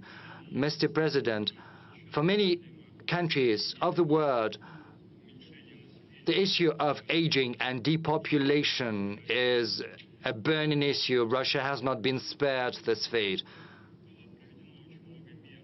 Many measures have been put into practice in order to boost our birth rates. Recently, you have signed into law the establishment of a Council on Family Policy and on Demographic Policy. But what happens if these measures do not prove to be sufficient? We'll enhance them, we'll improve on them. Please sit down. This is a question of utmost import, and it's a key issue not just for Russia but for the rest of the world, because many countries across the world are facing the same problem as we are. During the Soviet times, the birth rate stood at around 2%. The birth rate is basically the number of children per one woman. During the Soviet times, there was a 2% growth at a certain point in time. Sometime in the past, several years ago, we managed to reach 1.7% or so, but unfortunately right now it stands at 1.44%, which is very little. But unfortunately, many other countries are facing the same problem. Neighboring countries like Finland, I think it's even less. In Norway, it's the same. In Spain, the birth rate is even lower than that, and many other countries are facing birth rates lower than that. Even though some countries, developed countries like Japan or South Korea, have very low birth rates, it's 0.7% in South Korea. So we are in a better position somewhat. But in order to make sure our population is replenished, we have to raise it to 2.1%. And in order to make sure that our population keeps growing, we have to secure a 2.3% birth rate. I spoke at length about what had been happening in the previous decades. We had a trough during the Second World War in 43-44, and then after the collapse of the Soviet Union, we had a similar plunge in the birth rates. I'll spend 2 minutes to speak about that. So when a small generation reaches the age of giving birth to children, it also gives birth to children to a smaller generation. And unfortunately, these trends in Russia have overlapped. The trough after the Second World War, and then the plunge at the top after the disintegration of the Soviet Union. So it's kind of a sign line. And unfortunately, we had a 30% plunge of women who are capable of giving birth, who are in this age. And we need more girls, more women. What are we doing to rectify this situation? We have put forth a whole program dedicated to this issue. We are improving the instruments, enhancing them all the time, year in, year out. There are certain tweaks and changes. We have the allowance to families with children, which is an efficient instrument. We are paying this allowance starting from the pregnancy and by the time the children reach the age of majority, that is 18 years. And more than 10 million children are getting this allowance, and around 320,000 pregnant women. Secondly, we have a unique instrument we have come up with, which is unique in the world. That is the maternity capital, which we are always refunding and rebuilding. We're also keeping the instrument of family mortgage at 6%. We will talk about mortgage, I think, later. We'll talk about construction, but this family mortgage is a family we are keeping active. We are also paying 450,000 rubles to every family with a third child to make sure they are capable of paying back that mortgage. We're also improving everything, healthcare that is related to, and education that is related to maternity, to childhood, and we're also going to continue doing that. I'll take this opportunity to address all the leaders of the Russian regions. This is where you should start in the morning and finish in the evening, because it's a challenge for many countries across the world and for Russia in particular, because the people, population is the backbone of a country. Territory is good, but it has to be populated with citizens. So I think we're doing a lot, but apparently it's not sufficient. And we can say that we're doing some useful things, but we will only have succeeded once we have reached the objectives that I've just enumerated. Actually, we're getting many messages from families with many children. There is this problem. There is this single allowance. But once the mean salary is superior to the minimum level established at the region, then they are not getting that allowance, and unfortunately, even if the discrepancy is very small, they're not getting the money. We are giving the floor to Anna from Surgut. She's got 5 children. Anna, over to you. Hello, Mr. President. My name is Anna Alikova. I was born in Surgut. I live in Surgut in Hanti-Mansi Autonomous District. I've got 5 children. One of them has a disability. Starting from July 2023, I've been applying for an allowance every month, but I'm denied that allowance because my salary is a little more than the minimum wage. Once it was 400 rubles. So when I get a pension for the child who has a disability, is that considered as part of my revenue? Why is it taken into account? You know, my spouse is getting an official salary, and when they take into account all of my revenue, they are calculating that based on our revenue before tax. But the thing is, we're paying taxes, so we're getting less money than what they are calculating. And another problem, the thing is, we have to go on vacation somewhere, just as any other family. But just the day before yesterday, we looked at the tickets. A one-way ticket costs 140,000 rubles or so per one person. So what can we do about that? Anna, you've got 5 children, right? My congratulations. That's great. You're a happy person. That's for sure. And many people in our audience should congratulate you and should also emulate you and your family.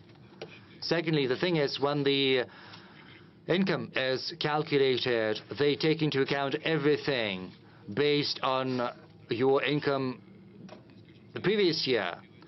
Because, you know, I've just cited our figures for the economic growth, but the thing is, this is just conjecture, so they can only do that based on your income the previous year. We could think about that. I'll ask Tatiana Golikova as well as our Ministry of Labor and Social Security, but this is not the most important thing. The thing is, there are other reasons that might explain the problem that you are facing.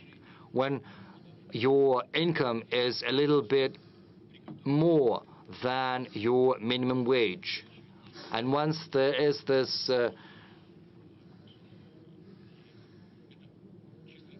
discrepancy, then you're not gonna get the allowance. This is a very formal approach. We were thinking about how to avoid this similar situation, the one your family is facing, and we have a solution.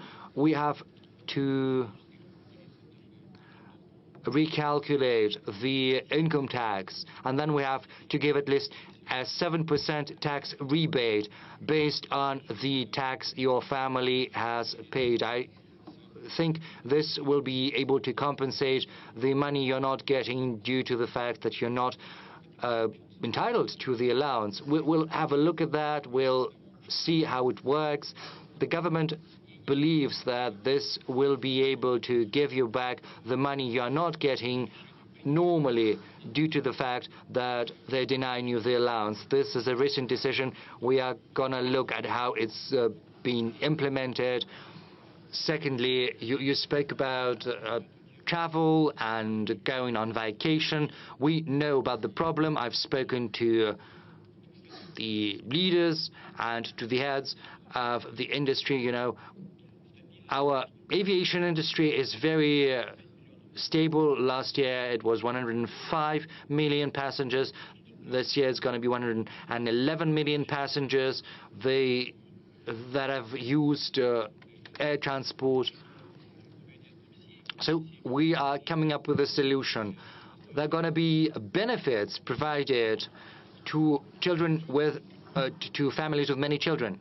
There has to be a 50% discount or so.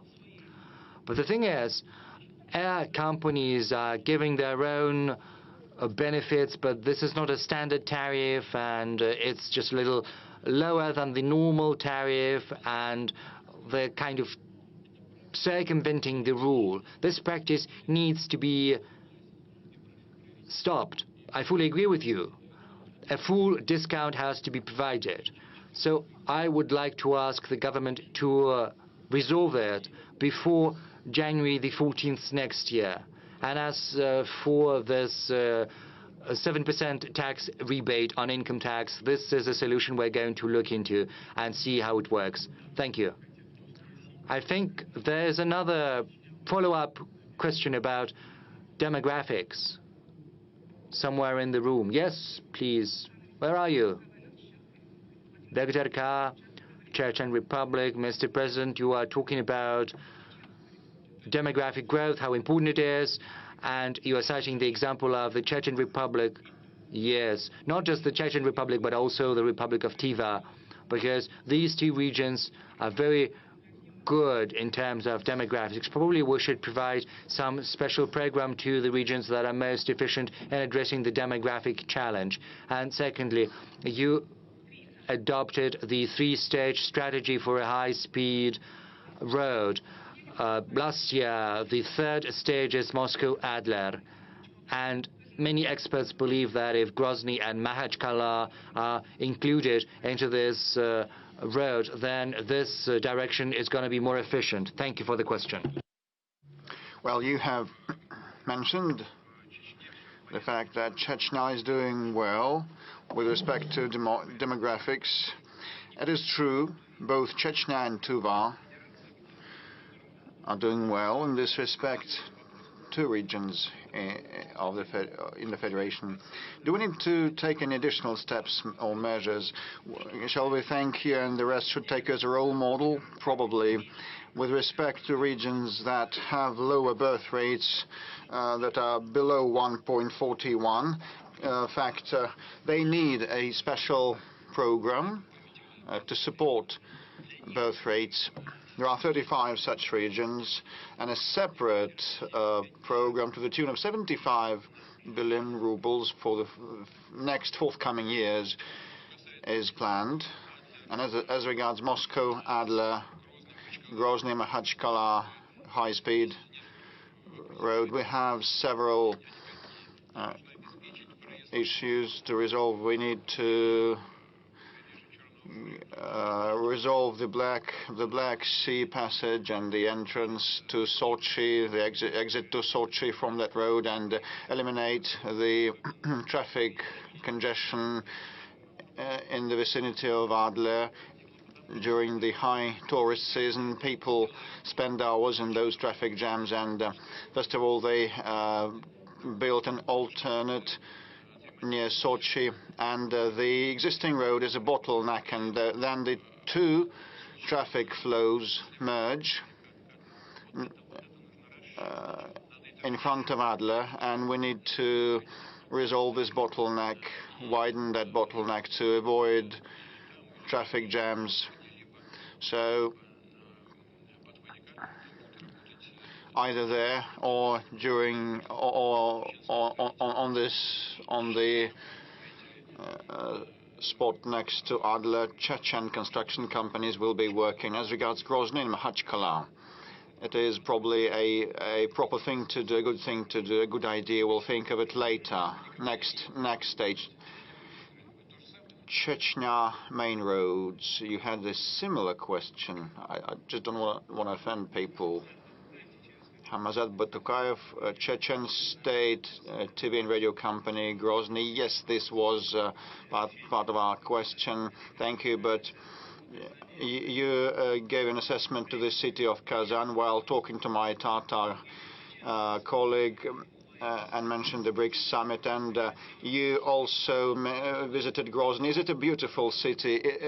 A wonderful, a marvelous city. It is a contemporary Russian marvel. You know, I flew over Grozny in those hard, dire years of fight against international terrorism.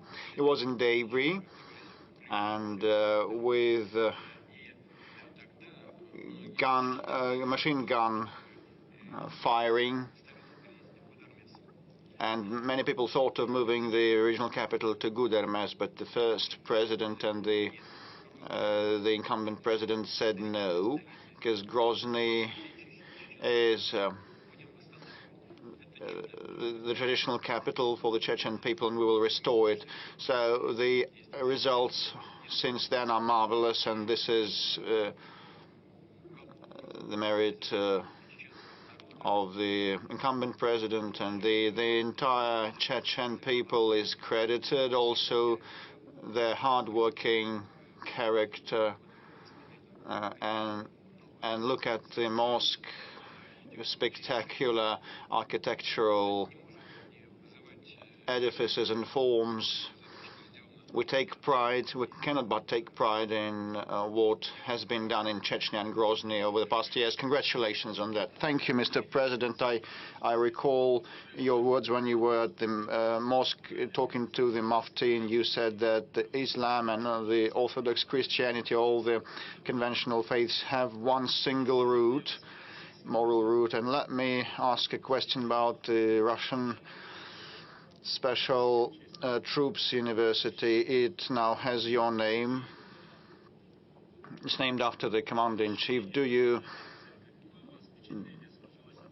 What is your take on that university, on that visit? Well, I think it is very useful, very instrumental, and Russian Guard forces have been using that, and fighters from across the country are trained there, and some of the fighters that are now in the conflict zone from Chechnya and from many other regions, they were trained in that center, which plays a pivotal role in enhancing the defensive capability of the entire nation.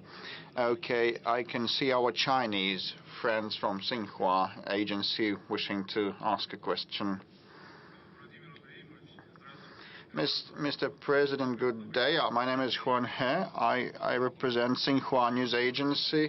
So glad to ask a question today, to be able to ask a question. I have two questions. The first one, what is your take on the current state of the development of the Chinese-Russian relations? Will you tell us about the main outcomes of the cooperation between our countries? And my second question, next year, China and Russia will mark 80th anniversary of the victory in World War II, and 80th anniversary since the United Nations were founded. According to your opinion, what is the role of interaction and coordination between China and Russia in maintaining global strategic stability and international justice? Thank you very much. Well, we speak a lot about the bilateral interaction of China and Russia. Next year will mark 75th anniversary since the diplomatic ties were established. Over the past years, a lot happened, and we've gone through a lot together. And in the recent decades, the level and the standards, the quality of our relations have reached an unprecedented level, and we've never seen in our history before. I'll mention the economic component, but this is built on mutual trust and confidence. All that we do and the way we act is built upon full trust and confidence on both sides. We do nothing that would run counter to our interests, and we have been acting in the interests of the Chinese people and the Russian people. And as regards economic interaction, well, we have 220, 230, or even 40, according to the Chinese statistics, of billion USD of mutual trade, which is very good. Over the past year, despite the high base, we still have seen a moderate pace of growth of about 3%. And my second point is about investments. We have around 600 projects of mutual investments to the tune of $200 billion, so which means that our future interaction is safeguarded. And another important component is cultural and humanitarian interaction. We hold dual years of culture and youth exchanges that are very important for specific cohorts of our population. And this is the foundation for economic and political interaction. Also, our regional interaction is of significance. Heads of regions speak to one another. And Malta and vodka is on the table, but, you know, they know the happy medium. They don't overkill, so they have some personal chemistry. I mean the residents of the regions, neighboring regions, and student and university exchanges also take place. Then, mentioning the great patriotic war, Russia and China were the countries that suffered most during the Second World War, but still gained a victory. So the casualties were colossal.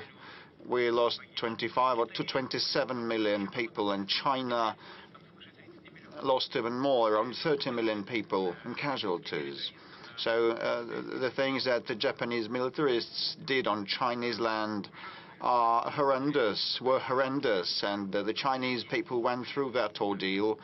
And we stood side by side then, and we stand side by side now, which is a most important factor of global stability.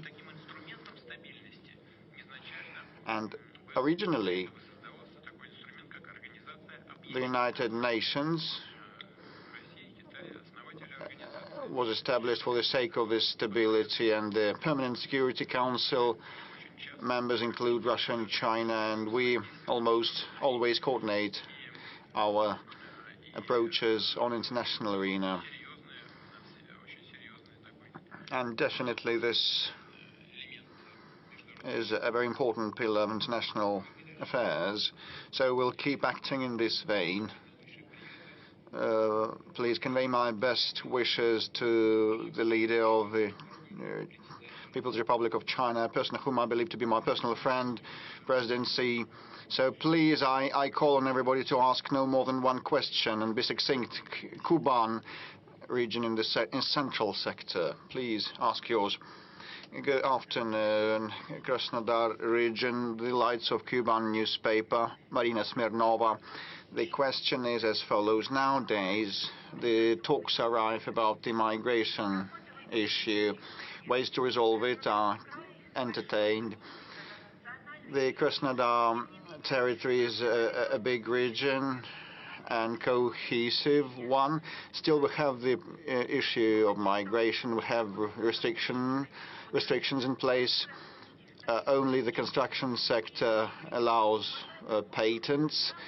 And what is your take on these restrictions? And we lack manpower, and what is the way out?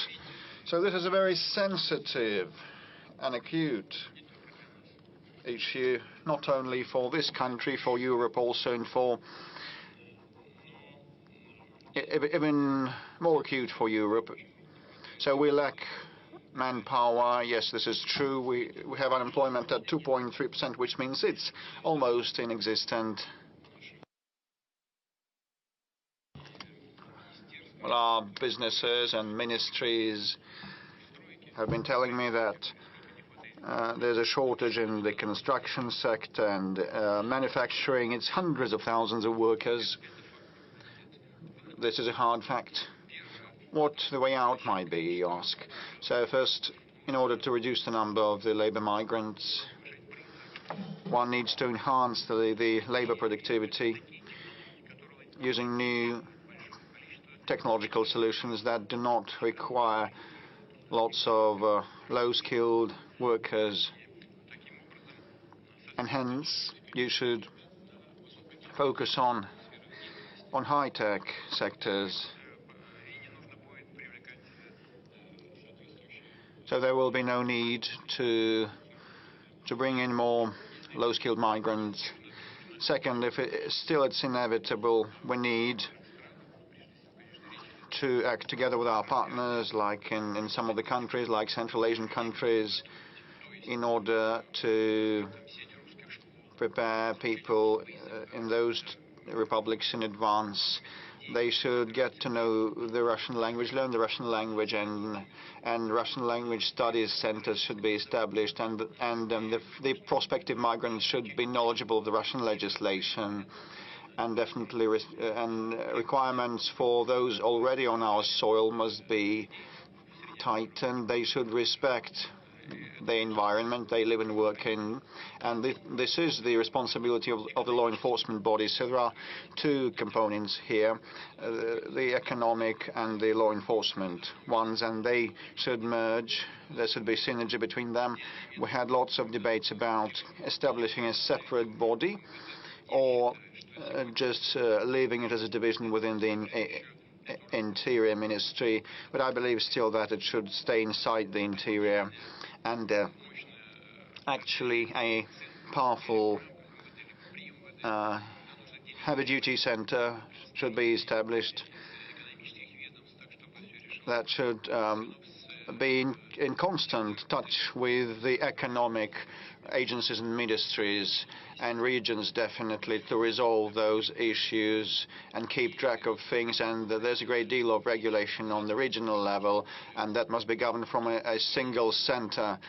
And later on, as the situation gets mature and they acquire new competences in that center, a brand new agency may be established in the future, but it should have the law enforcement component and the economic one. Certain steps in this direction have already been taken or have adopted a law. The State Duma has passed a law about the right not to accept children of migrants who don't speak the Russian language. Well, it's understandable. How can you possibly teach a child at school if he or she doesn't speak Russian? Then he or she, that child, needs to receive Russian classes, and who's going to pay for that?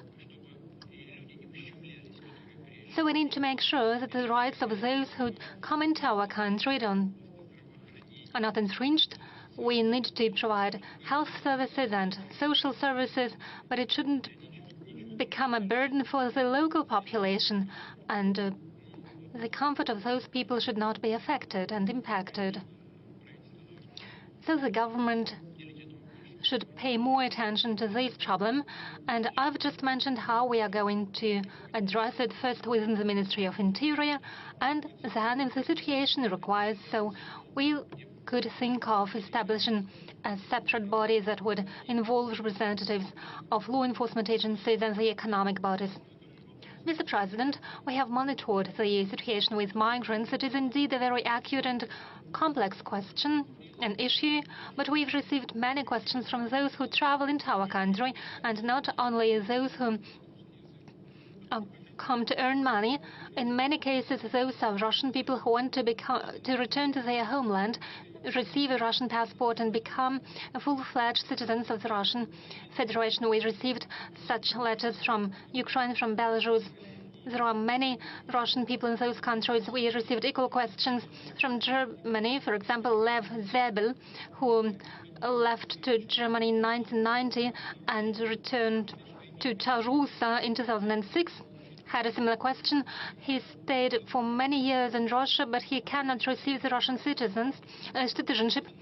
According to the explanations given to him, only President Putin can grant you citizenship, because we don't have sufficient legislation. Only after he wrote a letter to Vladimir Putin, he was told what documents are required. So it looks like the situation is on its way of being resolved, but we would like to see a successful end to it. Well, indeed, citizenship is granted by presidential decrees, but it is a formal act that has to be prepared on the local ground, on the local level. But you raised some issues that fall into the category of work with compatriots. That is, those people who feel themselves to be part of Russia. They speak Russian language. They consider themselves to be part of our culture, part of the Russian world. And as a rule, they are highly qualified experts and professionals, and we are interested in attracting high qualified experts to Russia. We have established a specialized program for those purposes. Probably it's not efficient, yet we have to improve those mechanisms. You mentioned Ukrainians. I believe there are lots of Ukrainians living in Russia, maybe no less than in Ukraine, and it's not a joke. I'm talking about those people living in EU territories, in Crimea. Those are millions of people. And I believe we have as many Ukrainians living in Russia as they are living in Ukraine. We can only welcome it. Those are people of our culture. They are part of our people. Those mechanisms, as I've mentioned, need to be improved. There's no doubt about it. We are interested in seeing more highly qualified people come into our country, and those people who are the carriers of our traditional values. Well, it's difficult to define, but in order to make this work effective and efficient, we have to continue our efforts. And please give me the specifics of the person you've mentioned. We'll provide him any assistance. Right in the beginning, we said that we have artificial intelligence at our disposal, and it assisted us in choosing the most relevant questions. Housing is one of the most acute topics, and if you look on the monitor, you see that this topic ranks #1. Now we are going to show you a video question from a young people from Krasnodar. Mr. President, for 3 months, we haven't been able to receive a family mortgage. Either the banks are out of limits, or they increase the initial payment from 20 to 50%. What's the future of family mortgage? Because right now it's very difficult to obtain it. And apart from family mortgage, it is almost impossible to receive an IT or rural mortgage. banks run out of limits and they don't want to approve claims. And since recent time, banks have introduced the combo mortgage program when they add their interest, and as a result, the interest increases from 6 to 13%. So they simply don't want to provide mortgage loans under the family mortgage program. Thank you very much for raising this question. Well, it's a shame. It's outrageous. It shouldn't be the case. And we've already discussed it with the government.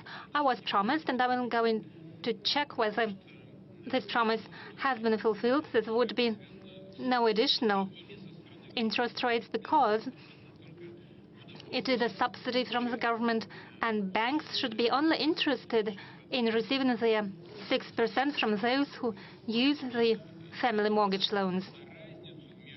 And the difference between the bank interest rate and those 6% is compensated by the government, or it should be compensated by the government.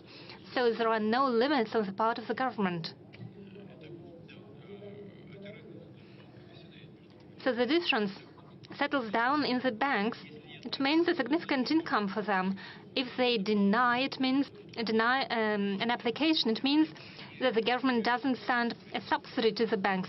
I'm going to check on it, but we agreed that there will be no limits. That's my first point. The second point, as for the 3% family mortgage loans,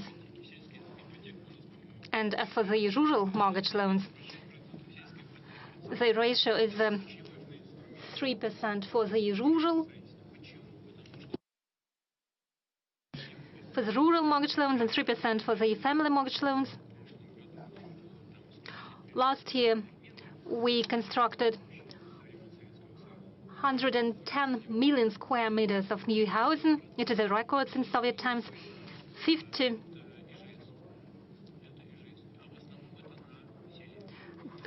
were individual houses, and most of them were built in rural areas. People aged about 40 years take these mortgage loans. They move into rural areas, settle down there. They build families, and these mortgage loan programs should have no limits. About several billion rubles are allocated from budget for these purposes, and it should be preserved. Same for IT experts' mortgage loans. It is at about 5 or 6%. It is a preferential rate, and it applies to not so many people. Some experts suggested that this program should be closed, but I think it doesn't make any sense. And I ask the government to provide the necessary subsidies. And it also applies to the Far East regions. Yes, 2% for the Far East, 2% for the new regions. Yes, and now I suggest that we move on to another acute topic, that is phone frauds. Every day we appeal to our audience on TV. Yes, I mentioned 110 million of square meters. They were constructed last year. This year the figure will be at about 105 million square meters. That is equally a very good figure. Yes, phone fraud, how topical this problem is, we can see from the amount of money that was stolen from the citizens by criminals. Criminals pretend to be representatives of the central bank or federal security service, and they move citizens to take loans or give their money to the criminals. I suggest to hear a video address from one of the victims. Good afternoon, Mr. President. My name is Yelena. I'm a pensioner. Recently, I became a victim of criminals. They hacked my account at Gosuslugi account, and now I have a debt of a great debt and I simply cannot pay it off. How is it possible that banks approve such illegal loans while I receive a very small pension and banks don't request any information and at the same time they approve such loans? They approve loans that are much greater than my monthly income. There are lots of pensioners who fell victims of criminals. Shouldn't we ask banks to better control the activities of their officers and better check the applications from pensioners? Thank you. I can only agree with you.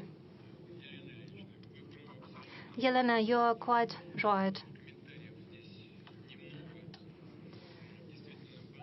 There are not more comments to be made. Indeed, banks can issue loans very quickly, momentarily. But they must check the ability of a person to pay. And there is a regulation according to which if more than 50% of person's income should be paid to serve the loan, in that case, such loans are more expensive for the banks and the pressure on the bank capital increases. There is a relevant regulation of the central bank. But what's happening now is a source of great alarm because the volumes, the scale of these fraudulent activities is outrageous. Recently at a Sber meeting, Mr. Graf, head of the Sberbank, told me that in the whole banking system, from the territory of Ukraine alone, where these criminal fraudulent activities almost happen as part of a state policy,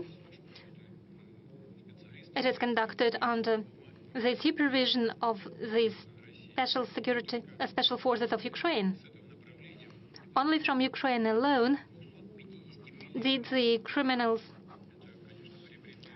deceive our people for 250 billion rubles. It is almost the scale of what the Hitler Germany did. They simply printed money and spread it in order to undermine the economy of the UK. Almost the same is now happening in Ukraine.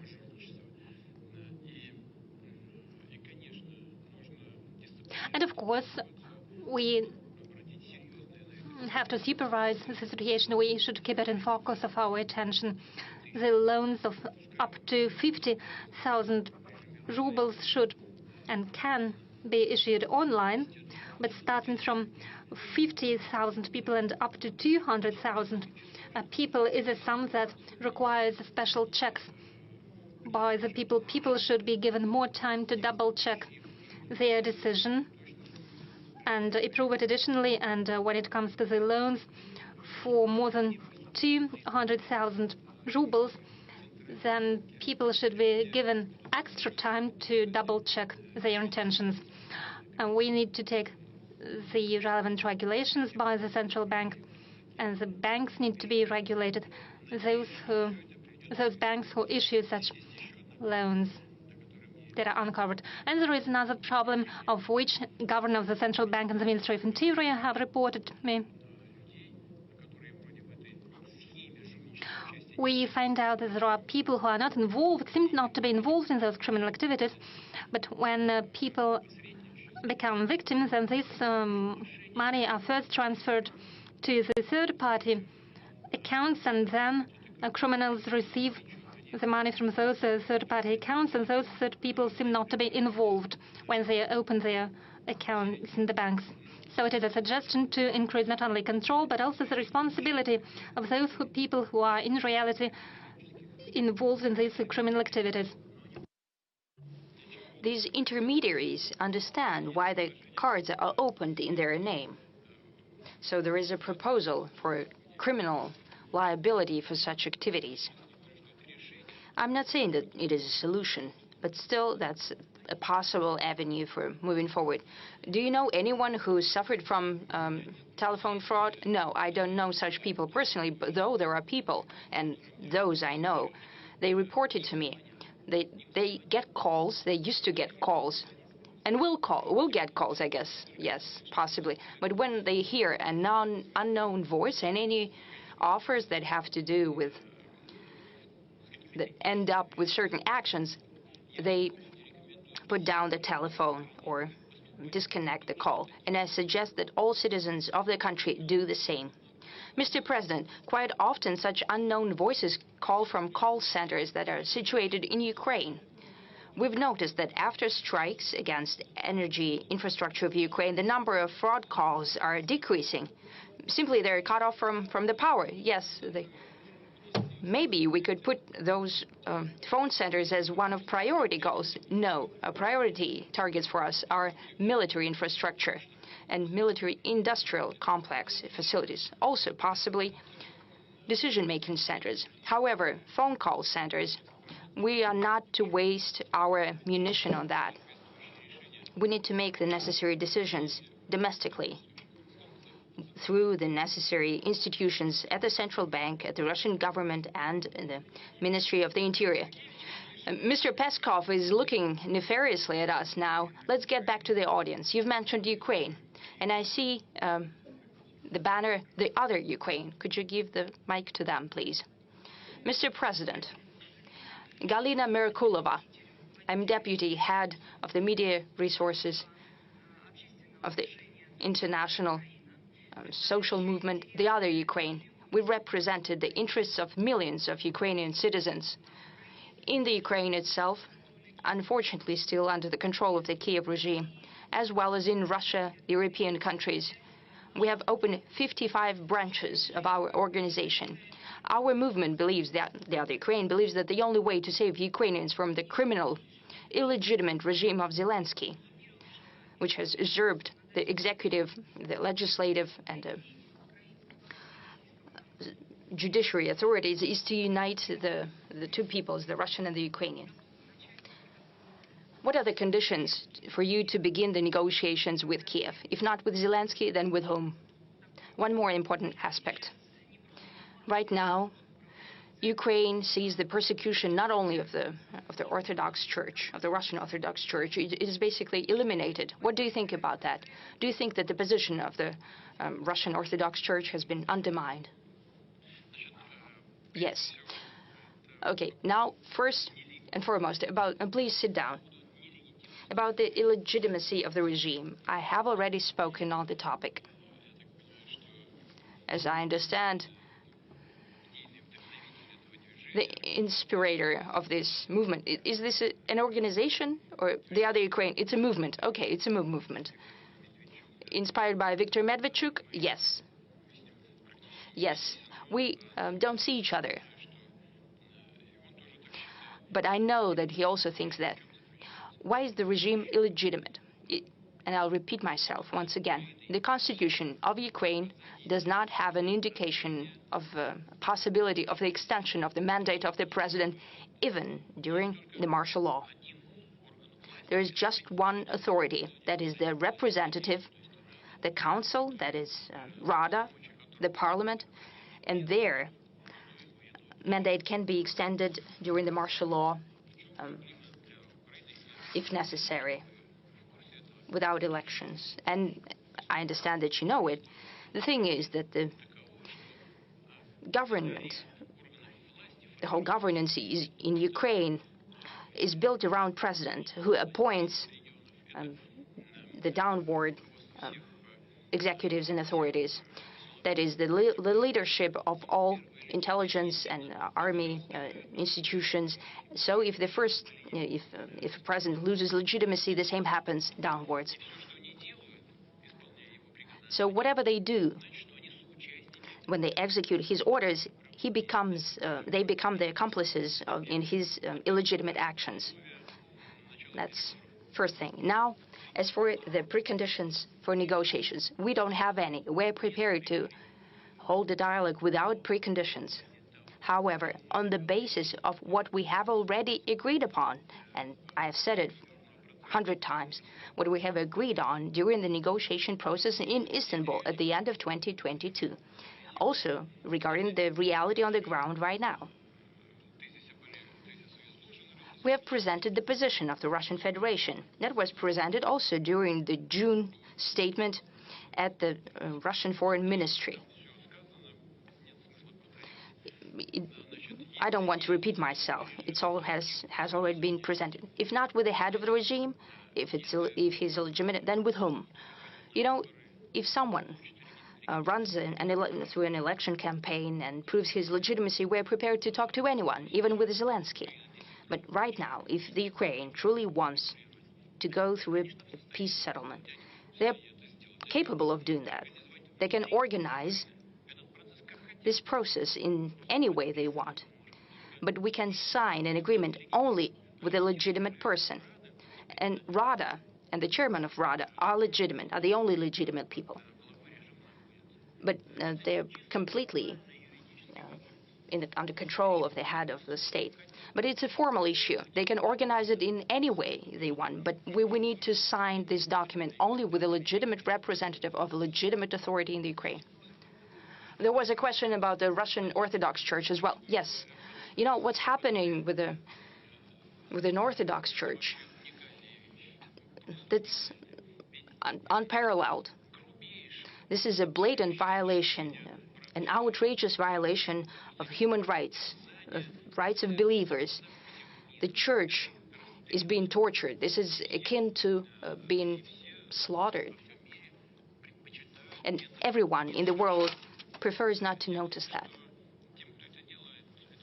And I think that those who are doing that will get a boomerang effect from that. They're tearing the church apart, but they're not even atheists. Atheists are also people who believe something. They believe that there is no God. But this is their belief, their conviction. And these are not atheists. These are people without any beliefs, godless people.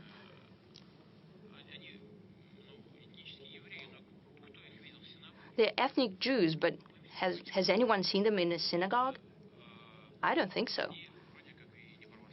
They're not Orthodox as well, because they're never present at a church, and for sure, they don't follow Islam, because we don't see them at the mosque. These are people without kin or memory, with no roots. They don't cherish what we cherish, and the majority of the Ukrainian people cherish as well. They won't go to church. They will go to the beach, and I think it's their choice. And I think that at some point in time, they'll remember this. And the people in the Ukraine, and the majority of people in the Ukraine, have something to do with the Orthodox Church. They will evaluate their actions. 2 or 3 questions to the audience. I cannot help but give the floor to Purga Radio, or the Blizzard Radio. Blizzard Radio, Chukotka region. Anastasia Lavrentieva, thank you for this opportunity. I'm looking at the screens, and they're showing the relevance of topics for the regions. And I get confirmation that my question is truly relevant and concerns many citizens of my region. It's about the internet and communications. We in Chukotka have high-speed internet only at the capital of our region, just one city. Other citizens of the region do not have such benefits of the internet. No entertainment, no banking services, no Gosuslugi app. They're unavailable to the majority of the people of Chukotka. Could you please help us with the bridging of the digital gap if possible? Thank you. I don't think there is a lot to say about that, because we have a high-speed internet development program and communications program, our satellite constellation and so on, especially about constellation that has to do with communications. It will be done, for sure. This data is widely known, the rate of work that is being done on that. The necessary resources have been allocated. There will be no shortcomings here. We'll move according to the plan, and I hope truly that the faraway regions such as Chukotka will reap the full benefits of the modern civilization. It is extremely important for such a country as ours, because more and more people are working remotely. They're receiving education remotely. And here, high-speed internet is of utmost importance. We'll do that for sure, no doubt. Now, Alexander Gamov, the front row, one of the oldest Russian journalists.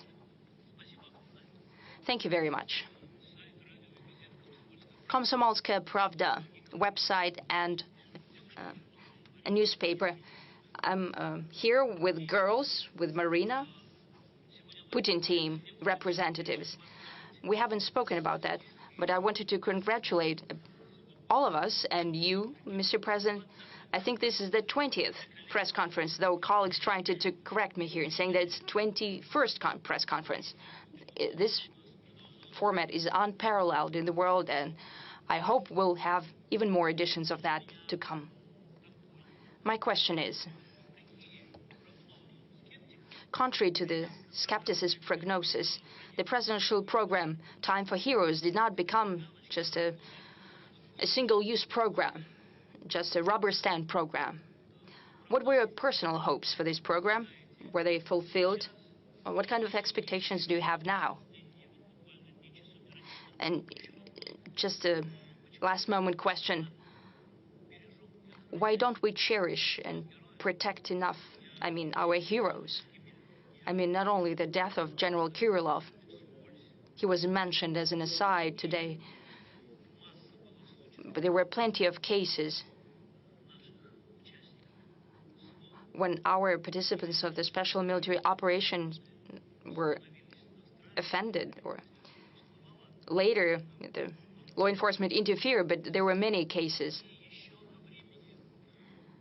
Now more to the Time for Heroes, the program. I represent the heroic newspaper Komsomolskaya Pravda during the Great Patriotic War. This was a newspaper with frontline correspondents. And right now, since 2014, we have been producing a newspaper in Donetsk and Donbass and Luhansk as well, from the front lines. Next year, we're celebrating 100 years on the 24th of May. My colleagues asked me to give you the invitation for you to come to us. We have Mikhail Petrov here, and he spoke how we celebrated 120 years of TOS. And they received an order. We're waiting for you on the 24th of May at 12 a.m. sharp. Will you come? I will try. Thank you very much for the invitation. Komsomolskaya Pravda newspaper is part of life. Please sit down. This is a part of life of many generations of our citizens. People wake up with this newspaper. That was a morning routine for many. They read it throughout the day. It's becoming more and more modern mass media. It works in all information spheres. This is a lodestone and objective media, and I'd like to congratulate you with the results of your work. Thank you for the invitation. Now, as for the Time of Heroes platform, I spoke that I came up with this idea after meeting students and also participants of the special military operation in St. Petersburg. I sat there and it occurred to me that I had in front of me the people who were the future of the country. And that's when it occurred to me to build this platform. I won't hide it. I came back to Moscow. I spoke to my colleagues. I asked the administration to work this through, and they came up with the name, the Time of Heroes. And I think it's very apt. 43,000 applications came in during the first stage. And of course, we went forward with a very rigorous selecting process. Just 83 applications went through to the next stage. We need to make sure that they've got the education, they fit the parameters.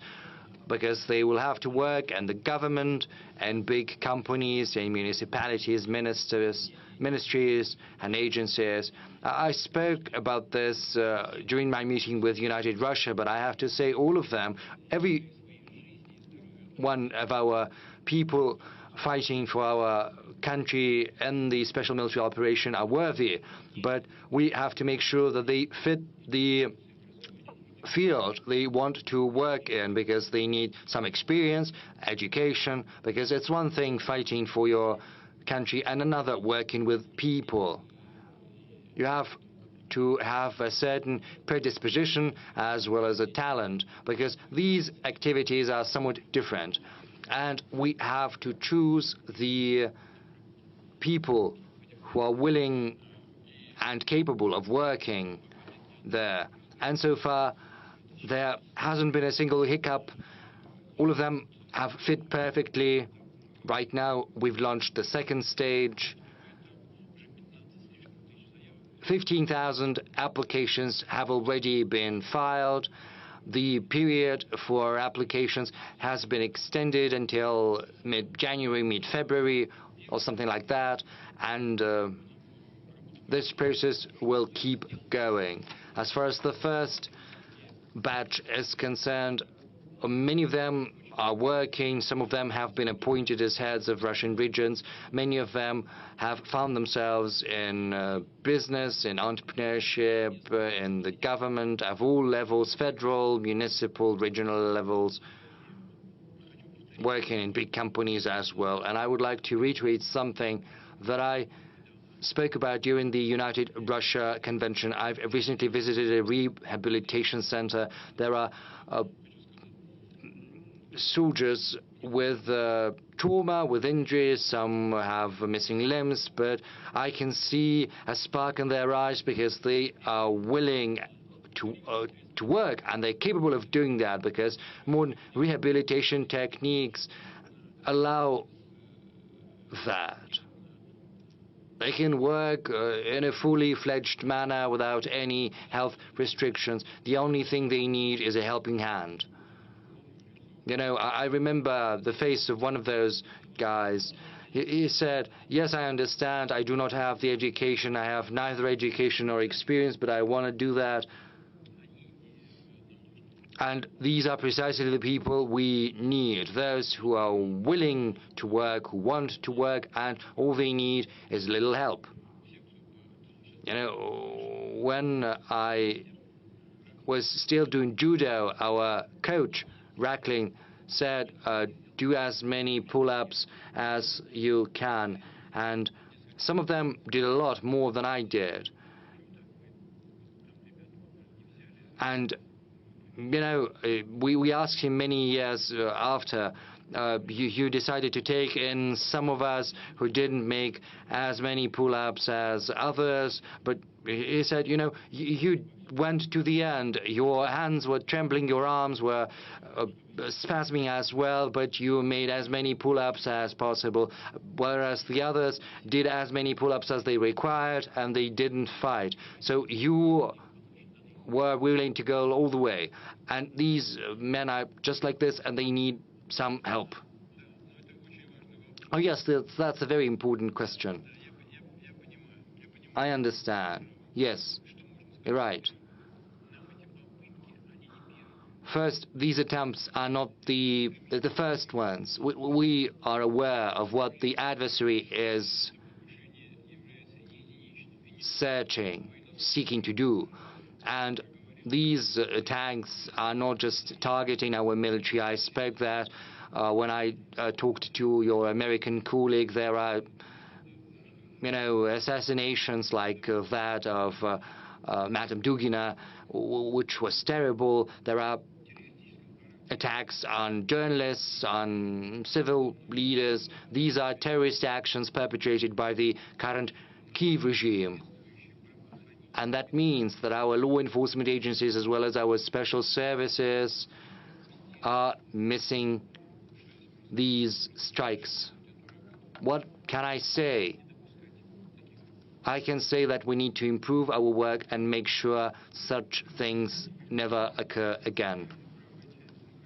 you know, the right part of the central sector, I saw a very popular blogger right there. Yes, he just stood up. Well, this is an unconventional guest. What do you mean, unconventional? Mr. President, my name is Vlad Bumaga. I'm a video blogger. I've got more than 80 million subscribers, mostly young people. And as we know, young people spend much time on the internet every day, from 5 to 8 hours, and half of that time is spent watching video content. And just as many other content creators, we're actively pursuing the development of our Russian platforms such as VK Video. Yes, these platforms are not yet great, but they're growing steadily and they provide a high-quality service.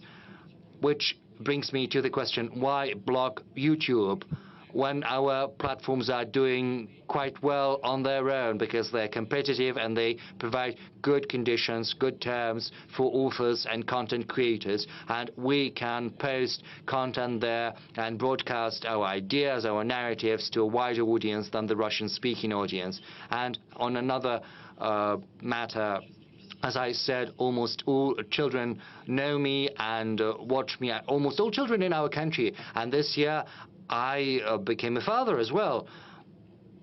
My congratulations, and my congratulations to your wife, because first and foremost, she's the one to be credited with that. Yes, I'll do that. So I am a person who creates video content which many children are growing on. So what are the values I have to broadcast, and is there anything that I shouldn't do? And what are the values and the narratives that I have and we all have to broadcast to the younger generation? What are your instructions? Well, starting with the slowing down of YouTube. Indeed, there are more issues on YouTube's side. In order... I'm sorry. Vlad Bumaga, is that your pseudonym? Is it your pen name? No, it's my real surname. Oh, great. Bumaga, because, you know, it's the Russian for paper, and we know that paper is stronger than stone. You said 80 million people, which is unparalleled. That means that the content you're creating is in line with the expectations of these 80 million people who are following you. This is the fruit of your creativity, and I would like to offer my congratulations to you on that. Secondly, Google is the one owning YouTube. When Google was creating its network in Russia, they set up subsidiaries, the legal entities that created those services, and they had to be maintained. So Google was working through these subsidiaries. Once the West started slapping restrictions on us, Google started diminishing its funding, and it also reduced the supply of equipment, thereby creating problems for itself. Moreover, Google needs to be in compliance with our legislation. They have to avoid any type of wrongdoing. They shouldn't abuse the internet network to secure foreign policy goals of their respective governments. Say, when you are watching for some topic, for music, for culture, and all of a sudden your search result gives you links that have no relation whatsoever to culture or music. Rather, these links lead you to some propaganda of a political platform or something like that. Or they are trying to take out of circulation the names of our artists, our bloggers, or political leaders, which is all something that constitutes a violation of Russia's legislation, and hence the grievances the Roskomnadzor has with them, that is the organization that is responsible for the control and the supervision of the internet. If they're in compliance of our legislation, they can come under some restrictions in their respective countries. But if they want to work in Russia, they have to comply with our law. And, you know, you say that nature abhors vacuum, so YouTube, Telegram, VK, all of that is growing rapidly. And if YouTube understands that and tries to reconfigure its presence in Russia, then they will have no problems here whatsoever. Now, as for the material we need to use to rear our children, I'm confident, Vlad, that giving such type of advice is basically pointless, because people like you, especially now that you have become a father, now that you have a child, you feel this weight of growing responsibility. You feel responsibility towards your child and towards the future of the child, as well as to the country your child is going to live in.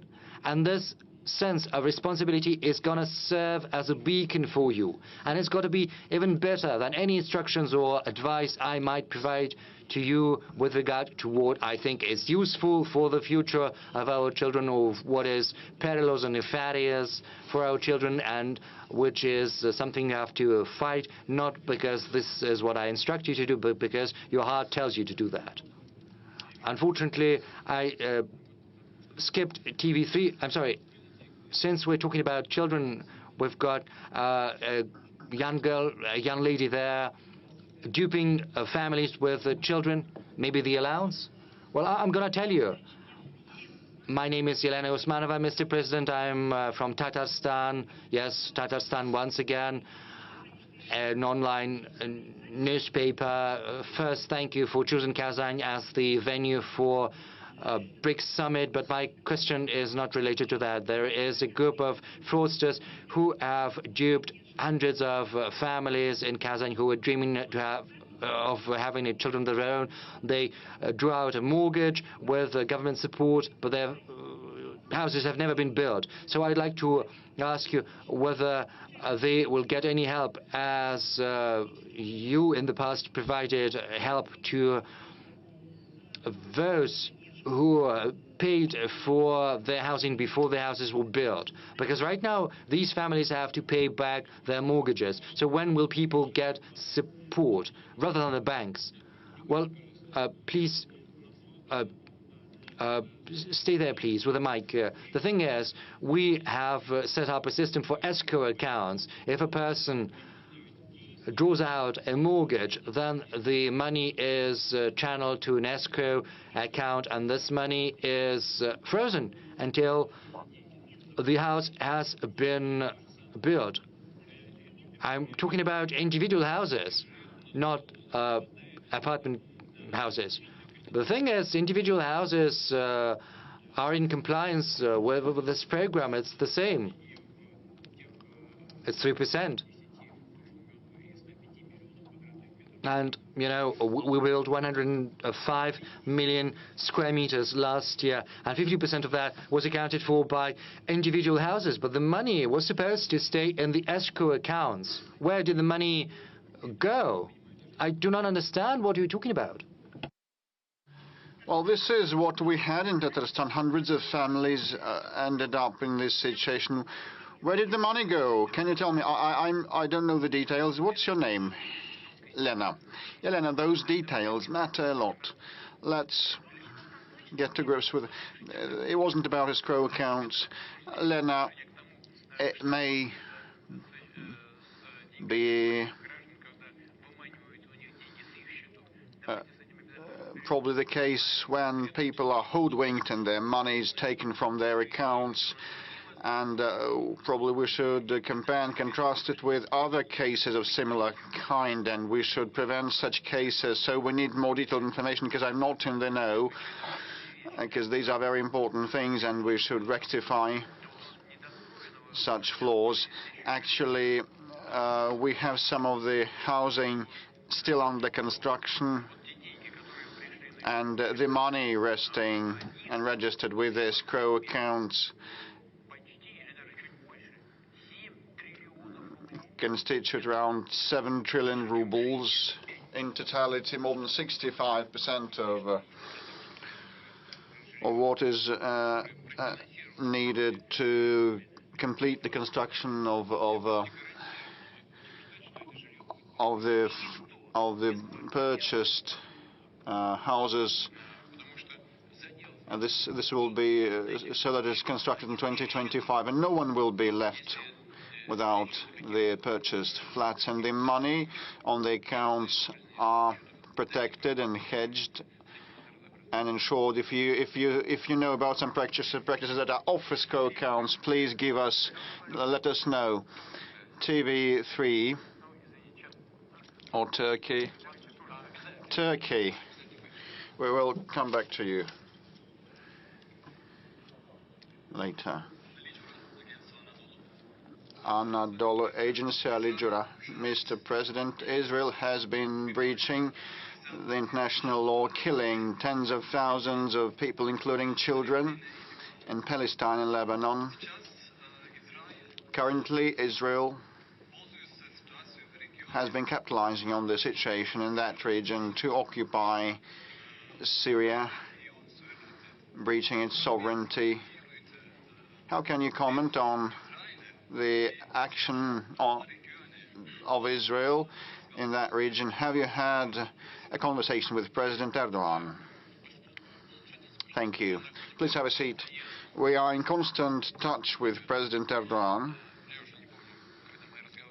Well, I cannot remember the exact date when we talked last time, but we definitely also talked the situation in the region, in the Middle East. And the attitude of President Erdogan and Turkey to the Middle East developments is well known, and our position on Lebanon and Palestine also is common knowledge.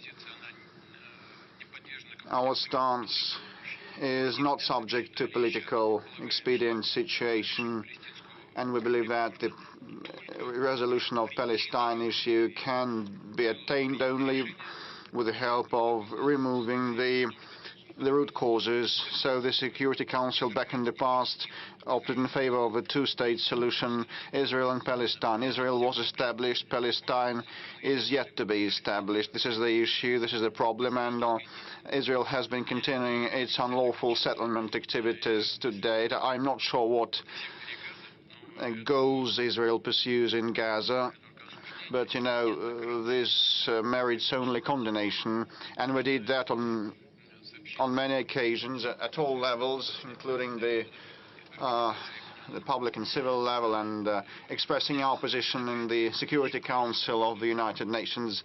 Nothing to add here. Same refers to Lebanon. As regards Syria, I believe, frankly speaking, Turkey has been trying to safeguard its safety on its southern frontiers and create conditions for the return of the refugees back home from its own territory to the Syrian land. And those territories are now under more or less control of actually Turkey. Probably they want to move away the Kurdish troops from the border. Probably those might be the goals and the outcomes, and may be attained, but the main beneficiary of this Syrian developments, I believe, is Israel.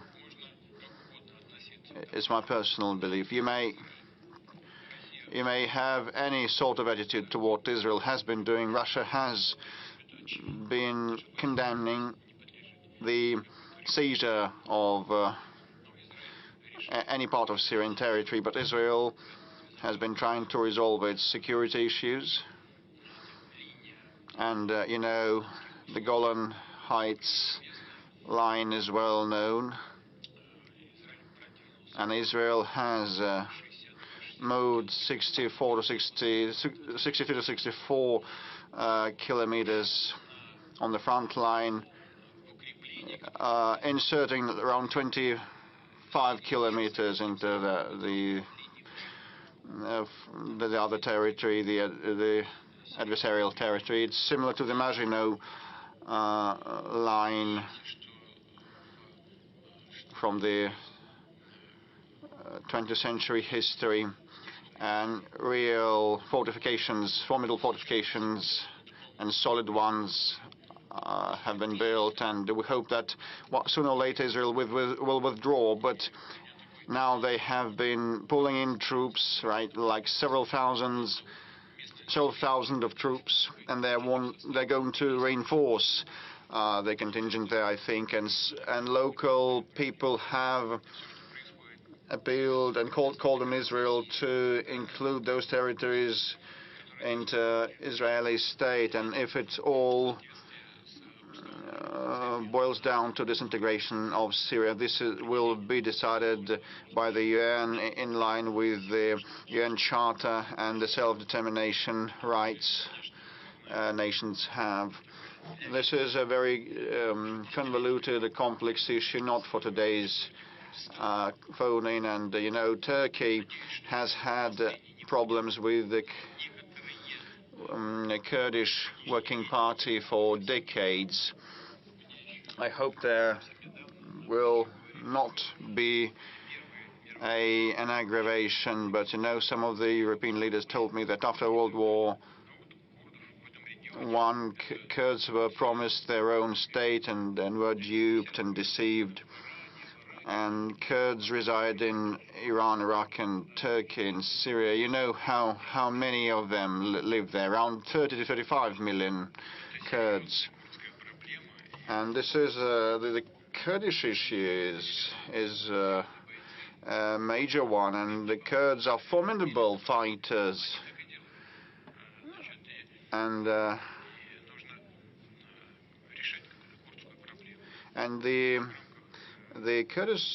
Kurdish issue should be resolved, and it should have been done under President Assad, and it should be done with dealing with the current authorities in control of Syrian soil, and Turkey also needs to ensure its security. This is not for today's event, you know, but there will be lots of issues to resolve. But we abide by the international law, and we believe that all nations, all stakeholders' interests should be safeguarded, including the current Syrian authorities. On this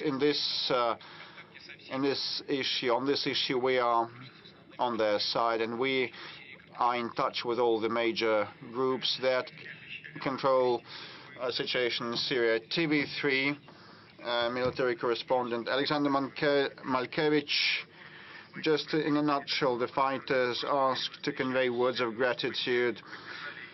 Last week you met with Human Rights Council members and supported the idea of creating the Museum of Special Military Operation. This will be our media Oreshnik, so to say, and our legendary Leningrad regiment has been rendered the name of Guards Regiment, so gratitude for that. So, and what is your assessment of the fund on a scale of 10 points? And what are the main goals for the foundation for next year, and the main criterion of the efficiency of the foundation for? Have a seat. With respect to the work of the foundation, Defenders of the Fatherland, that was established in June.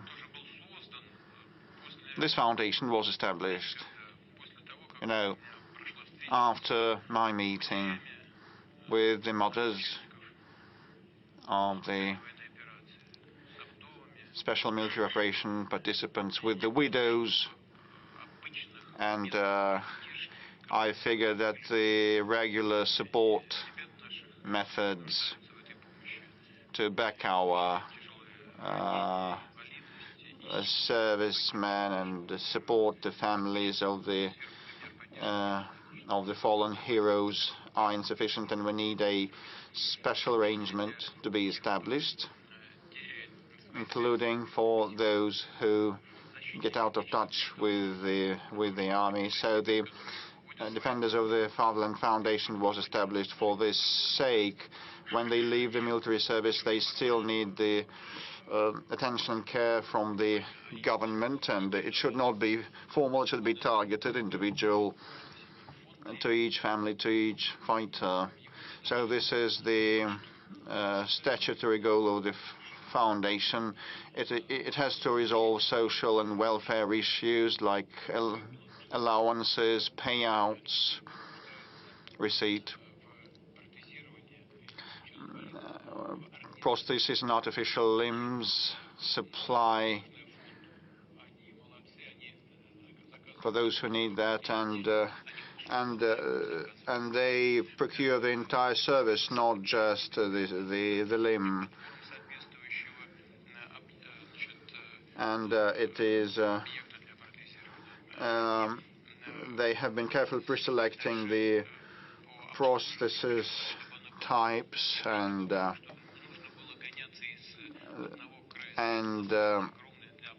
post-operation care also is part of what they work on. Still, some of the patients have to travel far and wide across the country, and they have to resolve that. I talked with Anna Yevgenievna Tsivilova, who has told me that now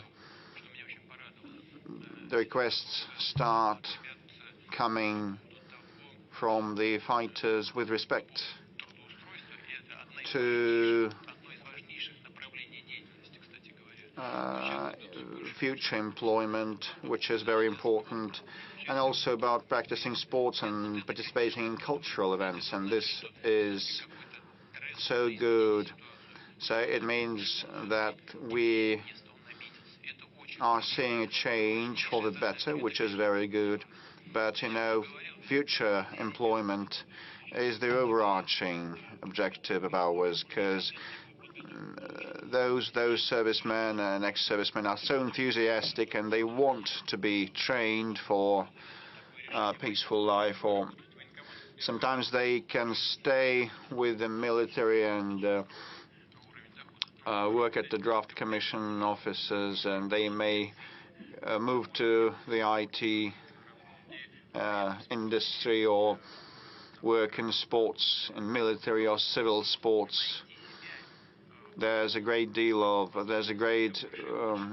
of opportunities given the level of technological advancement and individual wishes. And overall, they have been successful.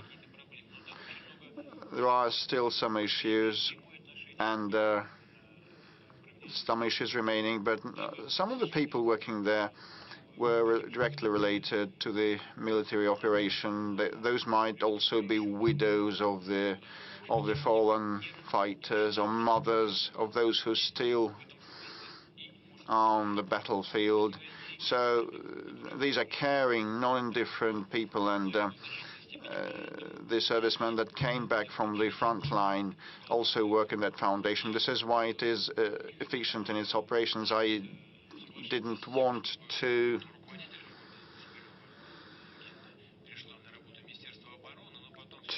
allow the director of the foundation, Tsivilova, to become part of the defense ministry, but I ceded to the proposal of Belarus, of the defense minister, who said that he believed that for the sake of a seamless process that is needed, because part of the servicemen will be under the defense ministry.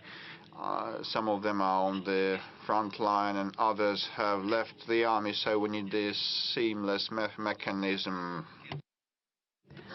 If I'm not mistaken, it was in summer when we established a special social center under the Ministry of Defense, together with the Defend of Fatherland Foundation. They work under a single window system, where people, those who remain in the Ministry of Defense and those who have left the pyramid of the ministry, get united and work on the two tracks. On the whole, there are lots of problems, but we try to fine-tune this work. As you know, they also participated in the elaboration and development of decisions. Previously, everyone received 3 million for small injuries, even for small scratches, and those who were severely injured, entailing a disability, also received the same amount of compensation. And fighters themselves requested that the system might be changed, and we started paying those severely injured 4 million rubles. But when I was receiving these reports, I saw that those soldiers who were severely injured and got disabled previously got 3 million people, and after that the changes were made, meaning that those who had been injured before were underpaid, and we fine-tuned the situation, the system, and those who were injured previously and before, earlier, received 1 million more. I see that Ksenia raises her hand.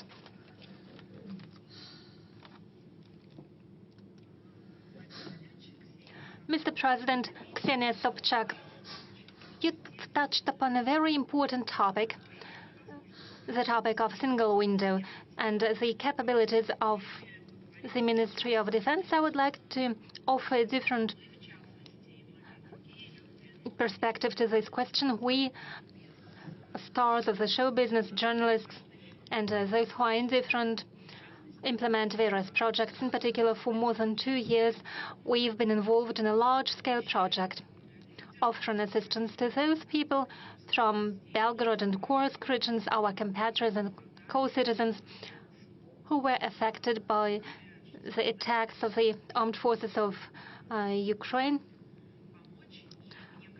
We have provided assistance to hundreds of people, and I believe there are many people who are indifferent. What do you think? How could we provide assistance to those people and establish a single window in order to bring together the civil public initiatives and the state work of the state structures and bodies that already exist? I'm talking about voluntary work that could be provided via a single window system on all tracks, because we face difficulties with employment in the new regions, problems with receiving places in the kindergartens, and other problems that families with children are facing when they relocate. Would it be possible to establish a single window system for civil initiatives? Thank you. Well, first of all, thank you very much for all your efforts. It is a tremendously important thing when we provide assistance to very specific persons. Second, when volunteers provide such assistance, and I would like to thank all volunteers without any exception. They risk their lives. There are losses among volunteers, unfortunately. But when they work, they reach out to a specific person, and they have a better feeling of where the government succeeds and where something fails. So as I've already mentioned, with regards to the Kursk region, there is a program aimed at restoration of the Kursk region, and funds have already been allocated, and same happens in other borderline regions, in the Belgorod and Bryansk regions. No one be left unattended. But you probably have a better feeling for that. And I'll think about how to proceed on myself, and I'll request our bodies, the Ministry of Defense and the governor. I'll ask them how we can pool these efforts. We could establish a single window system, or think of a different instrument in order to coordinate the efforts. Thank you, Ksenia. I don't have an answer right now, but I agree with the problems that you've raised. The topic of special military operation, I suggest that we continue taking questions about the support measures for the family members of those fighters. There have been requests for assistance in finding those people who are missing now, people with whom any connection was lost, or with those people who, according to the information received by their relatives, were imprisoned. Would you give an instruction to collect information about those people? Could we fine-tune this system for informing the families of servants, military servants? It is a very sensitive issue for many people. It's one thing when a person is fighting on the battlefield. God save him. There are various types of payments. We are talking about big amounts of money. There are so-called travel expenses for those servants who were sent to the borderline regions, to the regions of the special military operation before the hostilities broke out there. So they were paid the so-called travel expenses. Then they receive allowances for participation in the hostilities on the front line. And there are small differences in these allowances. But as a person disappears, then we should provide assistance and support to their families.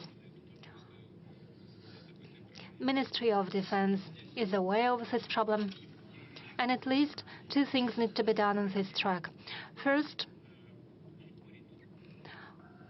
what we need is to reduce the time for taking final decisions when there is no information, when families no longer receive the payments and the allowances, because there is no person, he doesn't participate in defensive or offensive campaigns and doesn't receive the respective allowances. So the family doesn't receive the financial support. And together with the government, the Ministry of Defense have to take a different decision. What could be done in order to provide at least some of an assistance to those families? Maybe some payments for children. And we should take the decision regarding the temporary measures, and we also need to accelerate the decision-making process, the process of making the final decision. I'm not going to go deep into details, but the Ministry of Defense is aware of this problem. We've been working for more than 3 hours. There are lots of questions. Shall we try with a small blitz? Yes. We'll start with the following question. When you conduct meetings, sometimes officials ask you instruction to initiate some work. Well, don't be angry with the officials. The decision-making process is a complicated one. And when they reach out to me, then normally it is about the problems or questions to which there are different attitudes. Some colleagues believe that it should be addressed from one perspective, others offer a different perspective, and instructions are needed in order to see which way to choose when there is a difference in opinions. Then colleagues come to me, and at a meeting they ask me to take the final decision. And they ask instruction to make sure that nothing is forgotten, that a clear final decision has been formulated.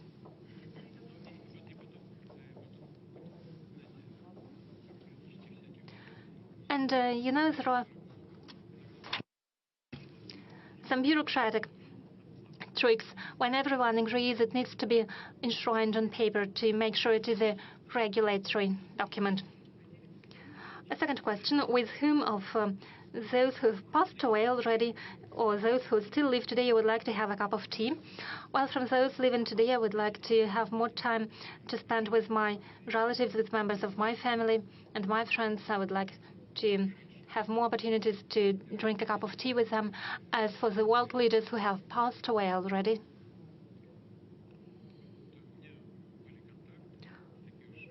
I've had contacts, not so close contacts, but nonetheless, for quite a long time, I had contacts to Mr. Kohl, the German Chancellor. He was a world-scale figure, not only due to the fact that he was a corpulent man, but also thanks to his beliefs. After my very first meeting with him back in 1993, and for a long period of time, after he no longer was German Chancellor, he sometimes regularly, not quite frequently, but regularly came to visit me, and it was my distinct pleasure to talk to him. He was an important figure of his time. He had done a lot for his homeland, for the German people, and he was a real world leader, and I still have warm memories of many of our conversations. They were useful for me, and it is no exaggeration. They were useful. He was a very President of France, Chirac, was a very interesting personality. He has encyclopedic knowledge. He knew everything, whatever you asked him. And he had his own opinion on anything, and he stuck to his opinion. He was a very gallant and polite man, and I learned a lot from him. I learned a lot from Kohl and from Chirac too, his manners in particular.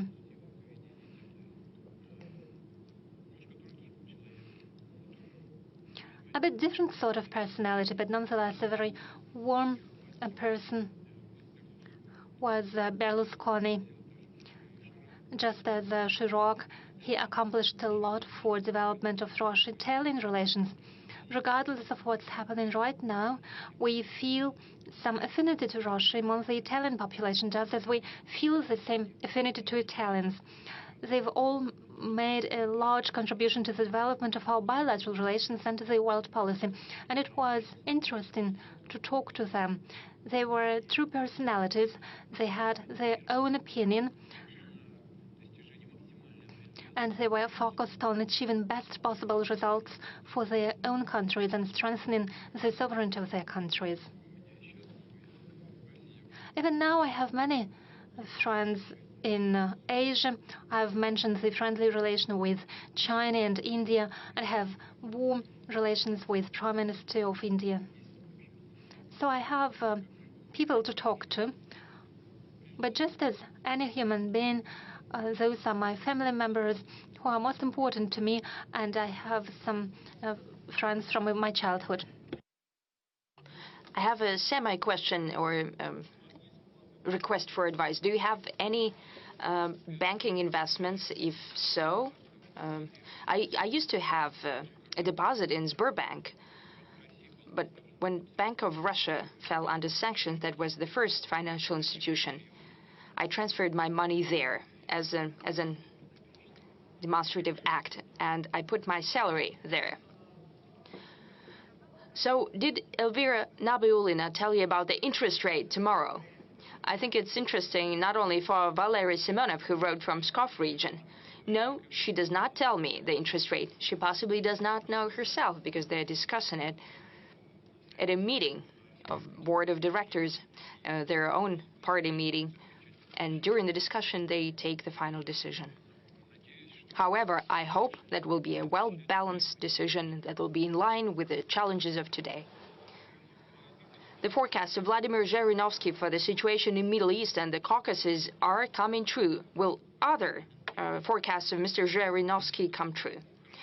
Naturally, I knew Mr. Zhirinovsky very closely. He was not a fortune teller. But he was a person that was larger than life. And he did it remarkably. He was a polymath. He was well-trained. He was actually a specialist trained in Middle Eastern studies. He was a true expert. So what he said is indeed coming true, because he said it based on analysis of what was happening in our country, in the world. So he was forecasting the situation. It is indeed coming true. However, this is a forecast based on true knowledge and the experience that he had as a specialist. I suggest we go back to the Q&A question. Yes, we can do that forever. And we have 200,000 questions. I don't see what's written on your paper, but you've been raising your hand for a while now. A man in mask? Okay, you'll be the next. Okay. May I? Yes, please. Svetlana Shevchenko, Novosibirsk region. We are an agrarian and industrial region. We create value-added products. We export goods, but we have an acute lack of talent, especially young people. Despite the agricultural mortgage and development of agricultural lands, we lack people. What measures should be taken in order to preserve those who are already living in the village and to attract new generations there? That is a very important question. Agriculture is one of key industries of Russian economy. As I have already mentioned, it shows good growth rate of 3% annually. We are very happy with what is happening in the agricultural sector. I have already given the example. If I'm not mixing anything up, I can tell you that in 1986, the Soviet Union bought 35 million tons of grain. Last year, we have exported 66 million tons. In 2000, we have already started to export grain. However, it stood at about 1.2 or 1.3 million tons, and now we have 66 million tons. It seems impossible, but it's true. Look, we are ranking as one of 3 major exporters of food in the world, and as for wheat, we are number 1.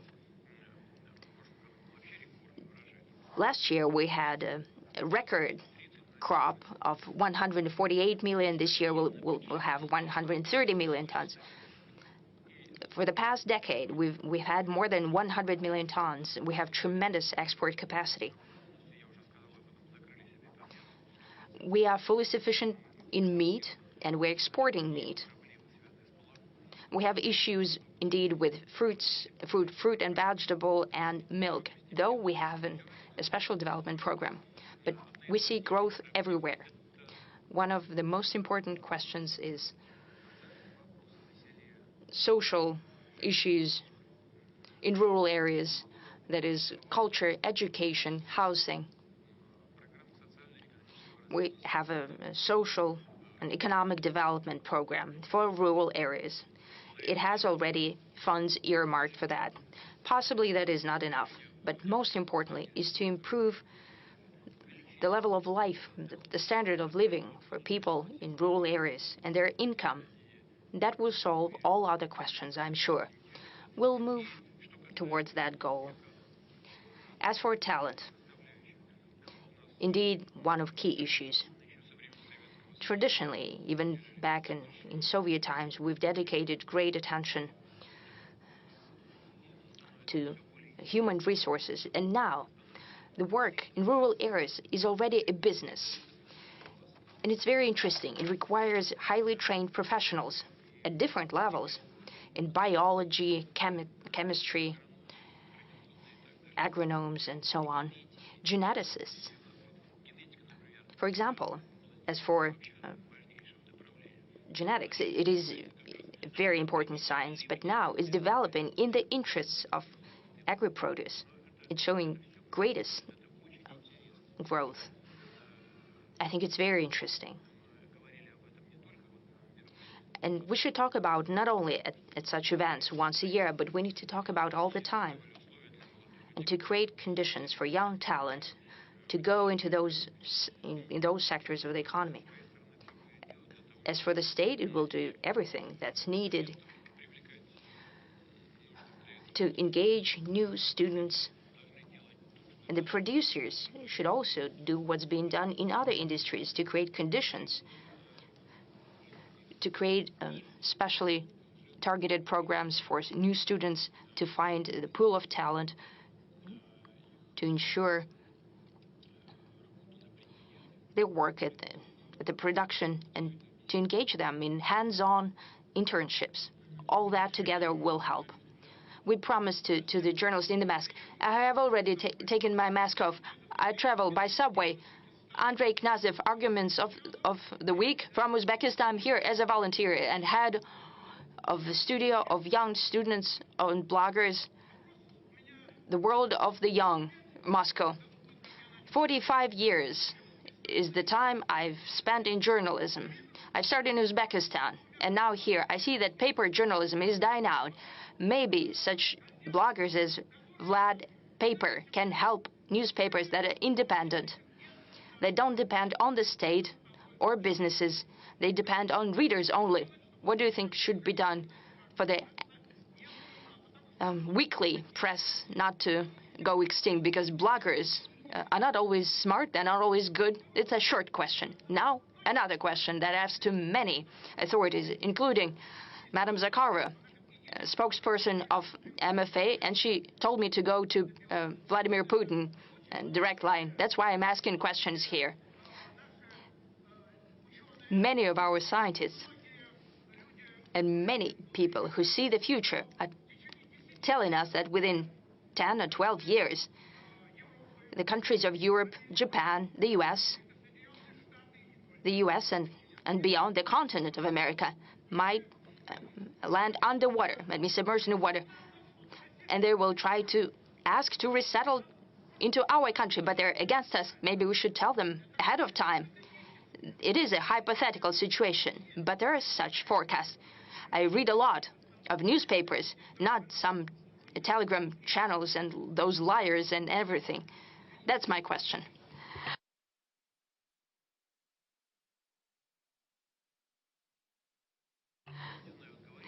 I don't know whether I should say it or not, but I'll tell you the story.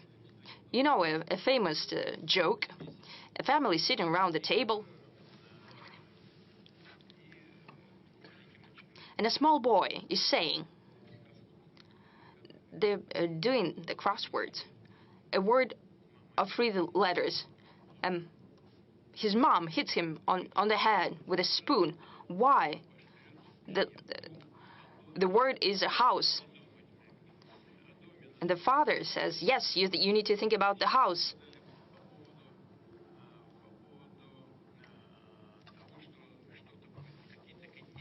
So you were talking about some continents going underwater, and they need to think what would happen to them. But you need to think about home, not about... I was listening to you so attentively. You're so energetic, but let me finish, please. Thank you. Why am I saying that? Is those forecasts that you've mentioned, they're not just ephemeris calculations. These are done by serious scientists. They're saying that the permafrost will defrost, and that's a tremendous hazard to the environment. There will be greater emissions of carbon, more than all cars around the world. And if permafrost melts, that means that the coastal regions of Russian Federation might be jeopardized as well. We have villages and settlements that are being on stilts, put in permafrost. It's already melting. We need to think about that. As for our coastal cities, including St. Petersburg, keep that in mind. Yes, we've built the dam there. That was the dream since the times of Peter I. But we need to think ahead. What will happen to coastal regions? We need to think about our home, first and foremost. What about paper? Yes. Hold on a second, please. If someone is going to resettle here, we have 2.3% unemployment. Basically, no unemployment. We have labor migration and issues in connection with that. We need to think about that as well. If we have a tremendous inflow, we need to consider that, where to settle people. We are the largest country in the world in terms of territory. However, beyond the Urals, do you know how many people we have there? 12 million. That's not enough. We have territory to resettle people, but we need to think about the social and other types of infrastructure, about the rules. This is not just a idle question. You're presented with great pomp, but indeed the question is there. But we need to think about our domestic issues first and foremost. As for paper journalism and help from Vlad Paper, I'm sure that such people will support you because they're talking about paper journalism.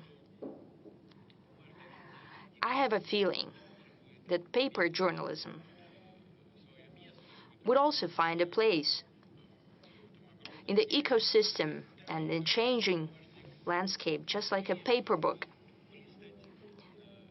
You still have, well, you can leaf through a gadget. You have better fonts, for example. Sometimes I use it myself. However, taking a book, a paper book in your hands, not just because you have pictures there, it's also interesting. This is also a piece of art, quite often. This is a piece of art in your hands. So paper journalism, sometimes taking a paper, Izvestia newspaper or Komsomolskaya Pravda newspaper, if you just leaf through it, there is also a certain pleasure in that. And I hope that those who do that will keep in mind.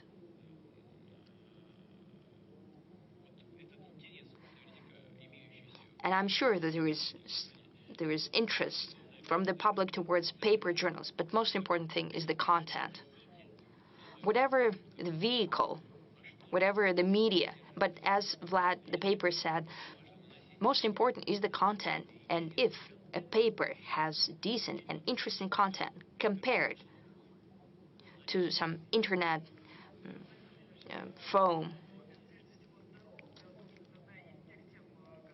Let's talk about health. This is one of the topics that's of great interest for Russians.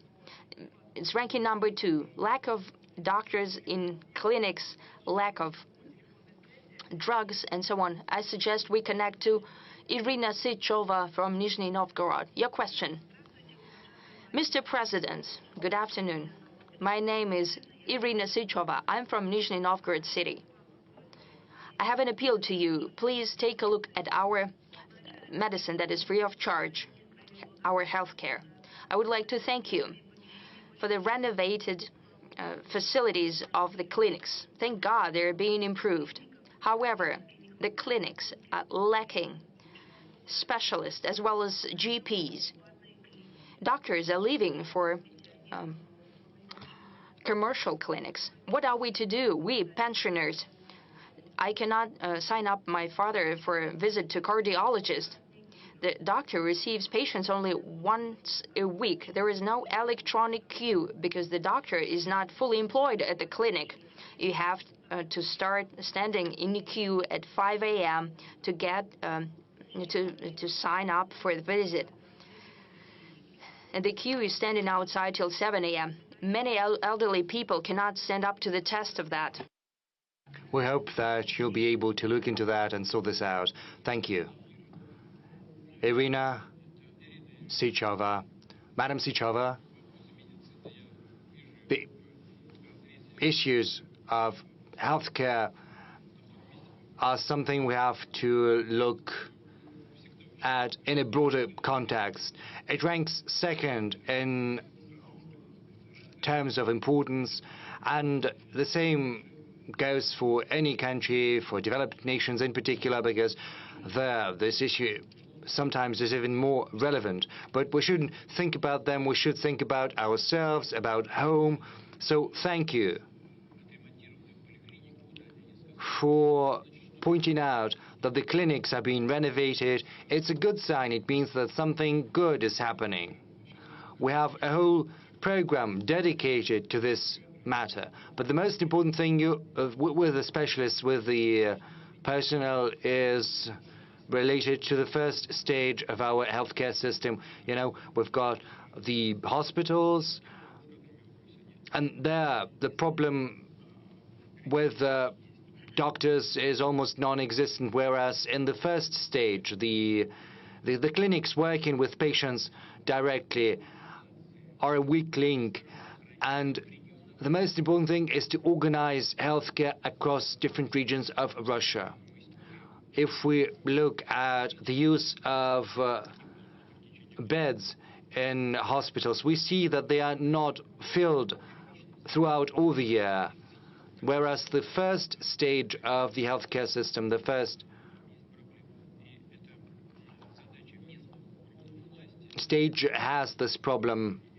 The thing is how we reallocate the burden and how we make sure that it's spread out evenly throughout the year. The healthcare ministry is trying to attract as many new graduates as possible to hospitals in rural areas and smaller towns and settlements. We're giving an additional 50 or 29,000 rubles as a premium to those young people who are willing to relocate to smaller towns, and we have seen 17,500 influx of new specialists to rural areas, and we have to continue working on that, and we have to move at a higher pace than we are doing right now. Colleagues will probably help me. We'll jot all of that down, and we'll help you with your father, of course. Let's keep on medicine. We have a smaller number of questions as compared to last year related to deficit of drugs, but there are problems for drugs on prescription. A pensioner from Kerch is writing that she needs drugs against cancer, but unfortunately drugstores cannot provide her with that because they're simply not there on shelves, and she has to pay from her own pocket. And there is also a lack of saline solution. So people who've got diabetes, they are facing challenges with the supply of insulin. Rashida Iudinova writes to us that in Neftejugansk she cannot get insulin from hospital, nor can she buy it from a pharmacy. From Saratov region, a person writes that he has problems with insulin and also blood sugar test strips. So, Mr. President, what do you think of the current stages of our pharmaceutical industry, and how do we provide our patients with the medical care they need, in particular the drugs they need? This is a question of the utmost importance, just as the supply of medical specialists. Pharmaceutical industry is one of the most important avenues we're pursuing. When I was the chairman of the Russian government, that was back in 2008. Back then, we embarked on the path of building our own pharmaceutical industry. Back in 2008, we started talking about that. We drafted programs dedicated to the subject. In 2009, the first programs were set forth.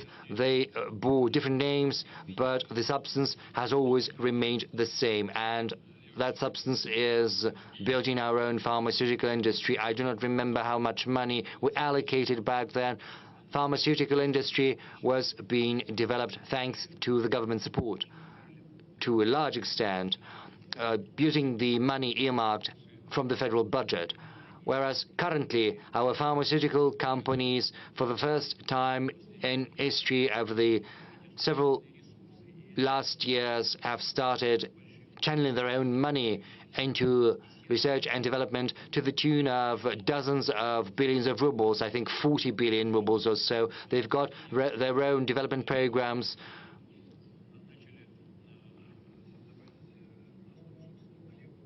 They are using their own formulas to create new medications. They are creating new chemical substances, which is a first in our history. We've come up with our own medications against cancers. St. Petersburg is one of the leaders in that field, and the same goes for insulin. As far as the blood sugar test strips are concerned, this is just a malfunction.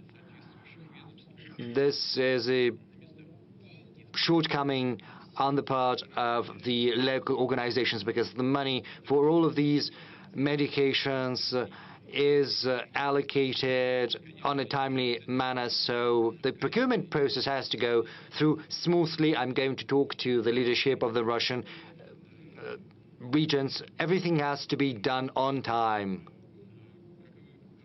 And of course, you need to take into account the requirements of the market. We have a special program dedicated to the development of the pharmaceutical industry, which is currently part and parcel of the technological leadership program. There's a special subsection within that project related to essential medications. By 2030, we need to supply 90% of our own medications, and as far as medical equipment is concerned, the figure is 40%. So we are making good headway, but of course we've got all of this big work cut out for us, and malfunctions do happen. I know that you have spoken about deficit of insulin. Well, actually we have enough of insulin. The same goes for saline solution. I'm aware of that. I'm trying to follow all of that as far as saline is concerned. It's not about saline, it's about packaging. It has to be supplied on time.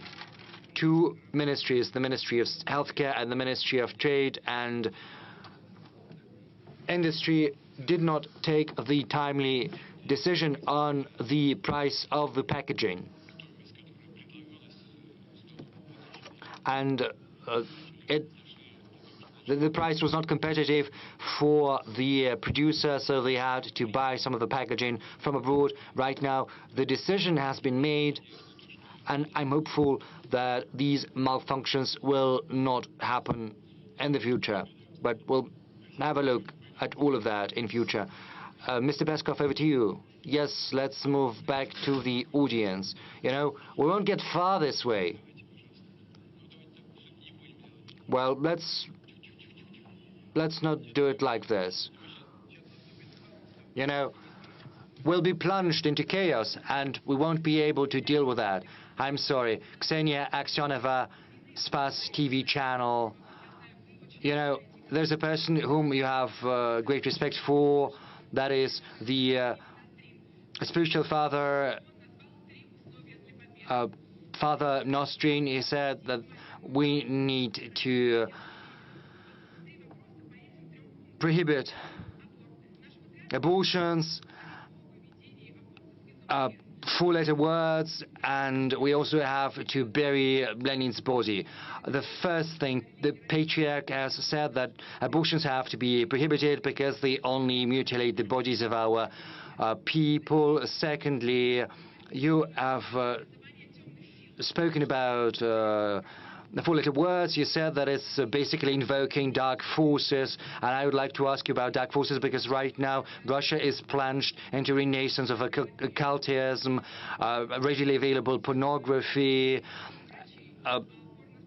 and people spend more money on pornographic websites and extrasense and spiritualist than on anything else. And the third component is burying Lenin. I'm not talking about the assessment of his activities, but about respecting the will of his family, because, you know, an embalmed body in a mausoleum is a godless tradition. What prevents us from burying the body of Vladimir Lenin?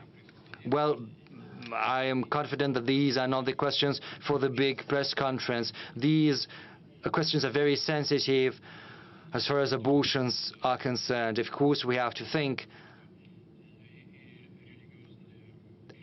about respecting religious convictions. They have to be protected, of course, on the one hand. On the other hand, we have to address the demographic issues, but we also have to think about the level of welfare of Russian families with children. We have to think about their future. And we also have to think about the right of women to make these decisions. This is a very sensitive matter we cannot address during the press conference.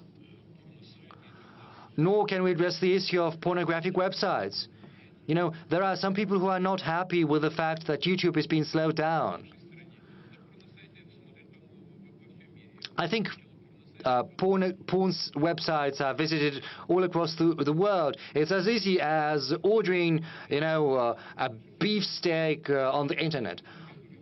I think it's an issue not just for us, but also for everyone.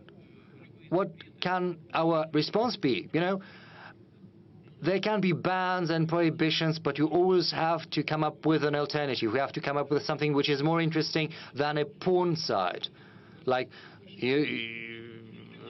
so that you go for an alternative, because, you know, you've been to a porn site and now you have to go for something more interesting, more passionate, something that causes greater interest. But in Russia, in particular, we shouldn't make any step that would drive a wedge in our society. This is what I think.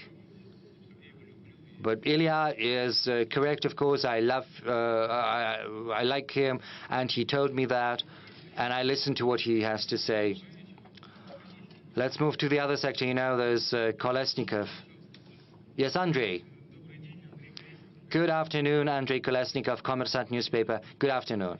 Mr. President, it's been almost 3 years since the beginning of war. We've all changed profoundly. The war has changed each and every one of us. But what has changed inside you? Have you come to understand something about yourself? And another question, if you don't mind, maybe no one is going to ask that question. No one is asking it. Some time ago, Joe Biden, U.S. President, pardoned his son, Hunter Biden, who had been convicted for perjury and the course of buying weapons. Everyone has expressed their opinion on this subject, whereas you chose to keep mum. So what do you think about that? Can you comment on it? Sometimes, you know, silence is gold. That's what they say. Sometimes it's better not to say anything. Thank you for the question, incidentally. As for the pardon Joe Biden gave to his son, even though he had promised not to do that. You know, this is a very delicate subject. We've got examples in our country's history. We know this famous painting, Ivan the Terrible and his son. We know about this painting. Maybe that's a legend, or maybe it's not, as is probably what happened to Peter the Great's son, Alexei. What happened to him? Maybe it's a legend, maybe it's not. Or what happened to Stalin? This was not a legend. When Stalin refused to swap his son Yakov for the German Marshal Powell's, he said he would not swap a soldier for a field marshal. And back then, even surrendering into captivity was considered a treason. And, you know, the nation was on the verge of not a defeat, but a total annihilation, I would say, of the entire nation. So it was a matter of life and death, of survival of the nation. And the measures and policies taken to win were rigid, tough, and sometimes cruel. And given that sentiment that was supported by Stalin, he wasn't able to save his son. He said what he said and he did what he did, and his son was executed in a concentration camp. And Field Marshal Pauls was used during the Nuremberg trial, and no one expected to see him when he entered the courtroom. With respect to Biden, you know, he's a politician, so whether you have more a politician or a human always is an important question. It turned out that Biden had more of a human being, so I wouldn't condemn him for that. And there was also part number one. Whether you have changed over the past 3 years. You know, we all keep changing every day, every hour. All the visitors of this room, all the streamers, we are in a flux, and those 2-something years have been, well, a tribulation for everybody, for the entire country, and for myself.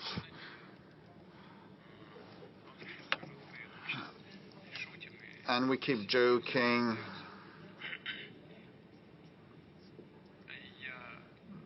Despite that it has been a trial. And I almost ceased laughing, and I now joke much less. And there is also one more circumstance. I started improving the skills that I have in the search of key points and issues, and my concentration capability to resolve them. The opposite sector, I can see RBC news outlet. Will you pass the mic? Polina Himshashvili, RBC, as a follow-up on the question, you said that you now laugh and smile less. Could we return to February 2022? Would have changed your mind? Well, it is a hypothetical question. Had we had a chance to go back, looking with hindsight, knowing what is happening now, I would have thought probably back in 2022, I would have thought that the decision made in early 2022 ought to have been taken earlier. This is number one. And number two, well, we ought to have started getting ready for those developments and the special military operation before. And the Crimean developments were kind of off the cuff, offhand, impromptu. And the 2022 also, we started because we could not tolerate it anymore and wait for the situation to deteriorate further. And the Kiev authorities stated directly in so many words that they would not implement and fulfill the Minsk set of measures, and they claimed to obtain the WMD, and we figured out that we had been deceived with respect to the Minsk arrangements, and the massacre had lasted for 8 years, and they just dropped it aside. And we saw that the military stationing of those territories began, and the annihilation of all things related to Russia began, and we could not carry on like that anymore. They compelled and forced us. Had we known in advance what would happen, we would have prepared in a systemic, real, serious way. This is what I would have thought. Dear friends, we've been working for more than 4 hours. We've exceeded the 4 hours duration. Let's allow these colleagues. Ura, daughter, will you please stand up, lady? Pass the mic. Thank you, Mr. President. Ekaterina Lazareva, Ura News Agency. You have mentioned some of the European leaders. So I would ask the following. In 2025, Russia will mark 80th anniversary since the victory in the Great Patriotic War, and you start inviting international leaders. Well, if we recall, this year France celebrated the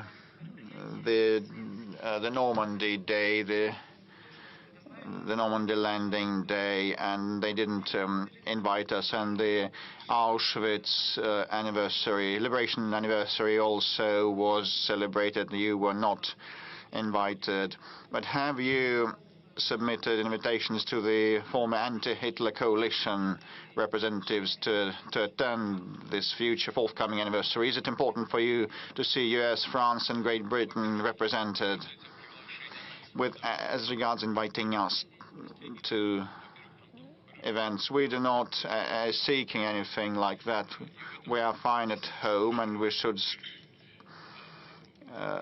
strengthen ourselves, and this is the overarching policy of ours. And second, we will never forget the sacrifice suffered by our nation and brought to the altar of the victory. We will never forget that.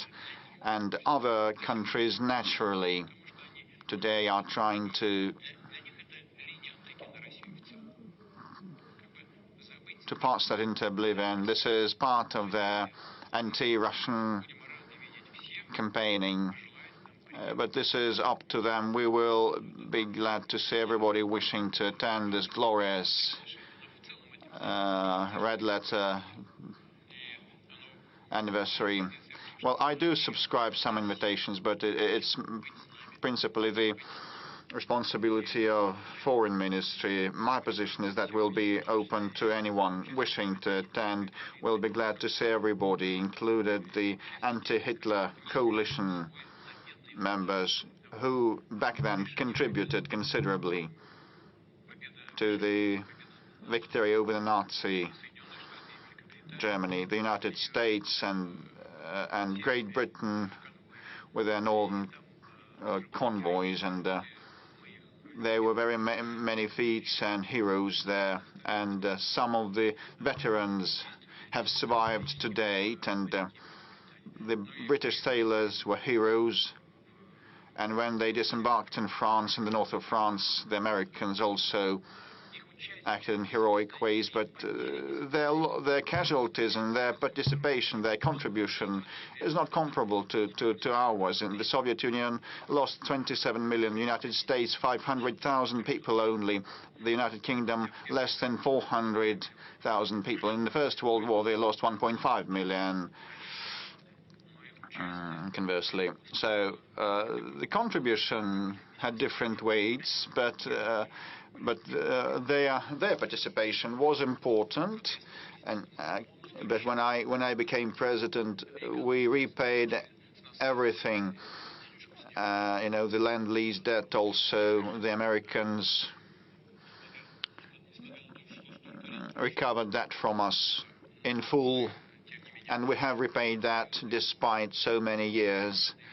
But we appreciate the contribution of the allies, and we'll be glad to share the joy of victory with them. We have lots of questions still. Let's ask someone in the room. Please don't make that much noise, otherwise I will conclude. Yamal, I can see Yamal wishing to take the floor. Mr. President, good day. Yamal Media, Zhazden, and the Western countries have imposed more than 40. Oh, even 40. Well, I stopped counting. but imposed 40,000 restrictions against us. But our progressive development in the Arctic is something that they have a grudge against, and they actually say that their goal is to do away with the LNG projects in the Arctic. What do they fear so much? Why are they so much afraid? Will they be able to hinder our pace of development in the Arctic? Well, they fear competition, actually. This is why they use politics for unfair competition. Novatek is a well-known company that is not a global leader. Other companies and countries produce more LNG, but ours keeps growing, and they want to impede that growth. This is kind of unfair ways to restrain competitors, and this is bad for them if they fight competition like this with non-economic means. That they will lose their competitiveness one day. It may not happen tomorrow, but that will happen for sure if they continue in this vein. Have they been impeding us? Yes, they have. They have been putting handicap on us. Will they be able to kill it off completely? No. They will do damage to us. But we will find a way out supplying energy, given the fact that the demand for energy will keep growing in the global economy as it develops. This is the data of the global economic institutions and their opinion. So this product will enjoy demand in the global markets, and we will keep advancing our projects and increasing our share in the LNG market. And with respect to pipeline gas supplies, Ukraine has declined to extend the transit contract. It was Ukraine, not us, Ukraine declined to extend the gas transit contract, despite the fact that they received $700 to $800 million per annum for gas transit. Now, the question is what is to be done about that. But this is not our problem. Ukraine has cut off our gas supplies to European customers and consumers.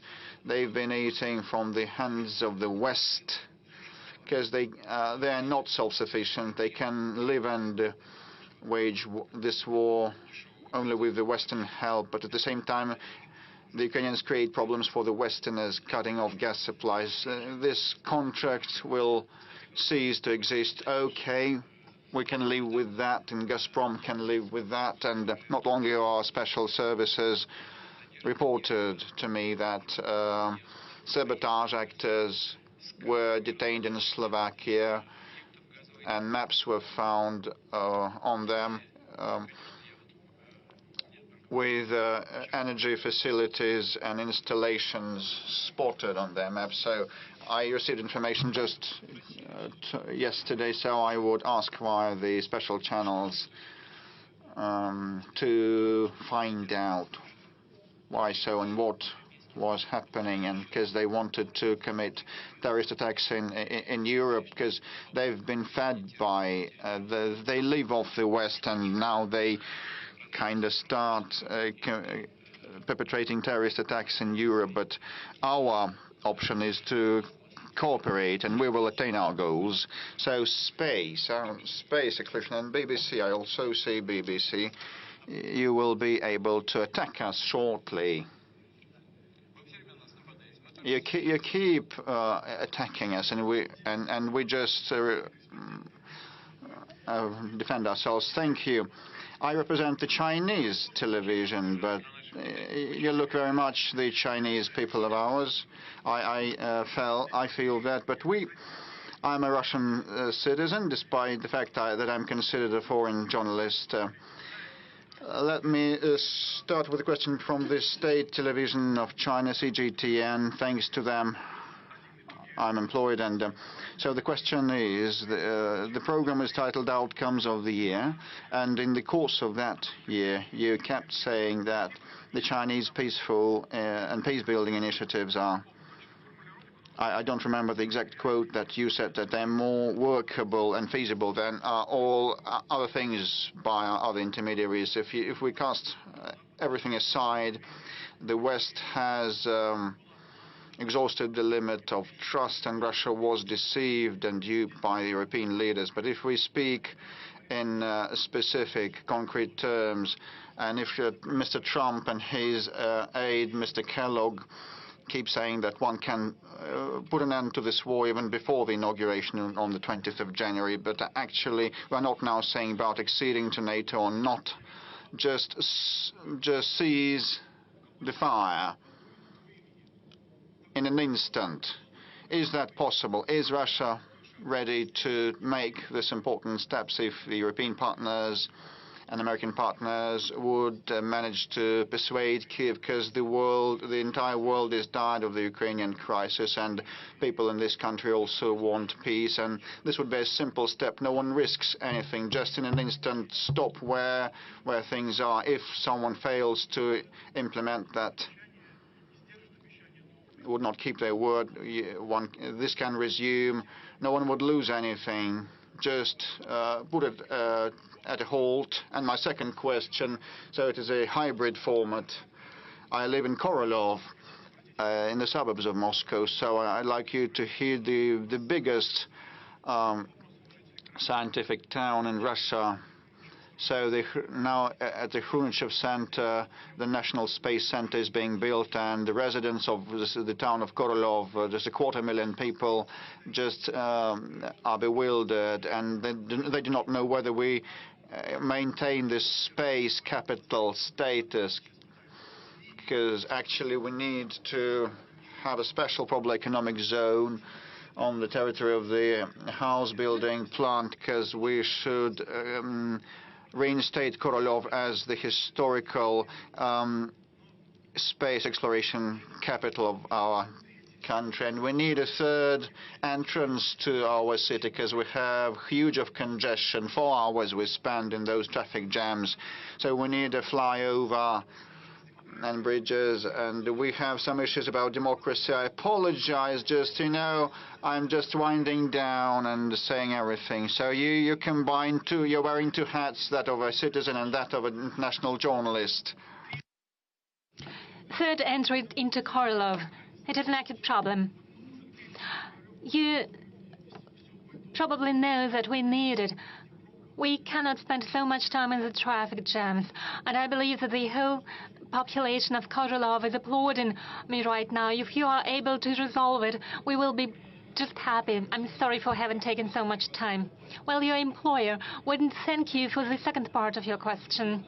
It's not what he sent you here for, but you got my message correctly. You should think about your home. Well, actually, we raised the issue of the entry into Korolov. I remember it, I know it from our previous debates on the development of Korolov as a space capital of Russia. In Moscow, we are already constructing an important center. It is important for the development of the space industry. But the town of Korolov is a recognized center of space industry. I'm not going to go into detail, but Korolov, as a scientific town, undoubtedly deserves its due attention. I'll necessarily raise this issue with my colleagues, with those who deal with aviation and with space. There are different plans. The idea of establishing a special economic zone does have its justification and its reasons. I'm not going to pronounce the final judgment, but it is something we have to think about.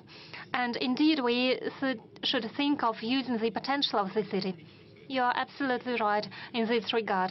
Now turning to the peace initiatives of the People's Republic of China and the People's Republic of Brazil, the South African Republic of South Africa. Why we find it important? It's because it is a sincere attempt to find a solution. From our point of view, this attempt is a balanced one, and it is not imposing anything on any of the parties, neither on Russia nor on Ukraine. And it is being done by neutral countries that don't interfere into the conflict like Western states do, that de facto fight against us with the hands of Ukrainians. So what they are proposing is something that we should think several times about, because they are a party to the conflict too. Well, about your proposal regarding the ceasefire, well, you know what's happening on the ground is attrition of the military equipment, munitions, and most importantly, the troops on the part of Ukrainian armed forces. We see the attrition. That's what's happening really on the battlefield. Our army is advancing. The adversary cannot get a foothold on and can entrench on the positions that it has left. They leave the areas, and even if they take over some areas, they cannot entrench in these regions. If we declare a ceasefire for a week, it will give our adversary the opportunity to entrench themselves, to receive munitions, which is very important, and something that is equally important from the point of view of training the troops. Well, right now they are simply recruiting people on the streets. They simply catch stray dogs, them like stray dogs. But stray dogs are at least put into special centers. And here they simply catch people in the streets and send them to the front line. That's what we see on the front line, on the battlefield. They are not trained properly. It's not how soldiers were trained during the Soviet times. Even those who received trainings in the Western countries cannot be compared to those who had been trained in Soviet times, because they are prepared and trained by those who have never been on the battlefield. So how can they train others? So a long ceasefire, relatively long ceasefire period, will give an adversary the time for training and retraining of personnel. In the battalions, they have 35% of the troops, of the necessary troop numbers. So they'll receive time to re-equip their divisions. What we need is not a ceasefire. Instead, we need a lasting peace with guarantees for the Russian Federation. It is a complicated question how we can ensure these guarantees, but we could think about it. As for short-term ceasefires, it was a proposal by the Prime Minister of Hungary, Mr. Orban. That's what he said. I hope Victor will not be angry with me if I reveal at least one part of our conversation. He said, "What would it cost to you if you announced to declare a ceasefire for at least a day or two?"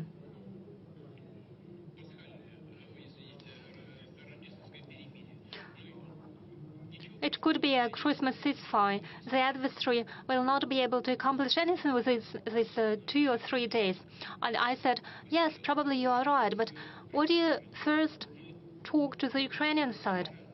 At least 3 times did we agree to similar actions when it came to the navigation in the Black Sea, when it came to the energy infrastructure, and so on and so forth.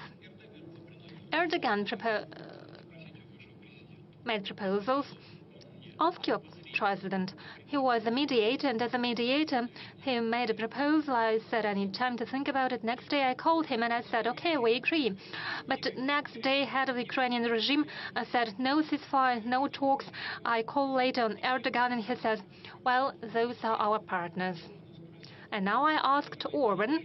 He suggested a Christmas ceasefire, and he also proposed a prison exchange. I didn't say no. I said, well, I will have to think about it in principle, but go and ask them.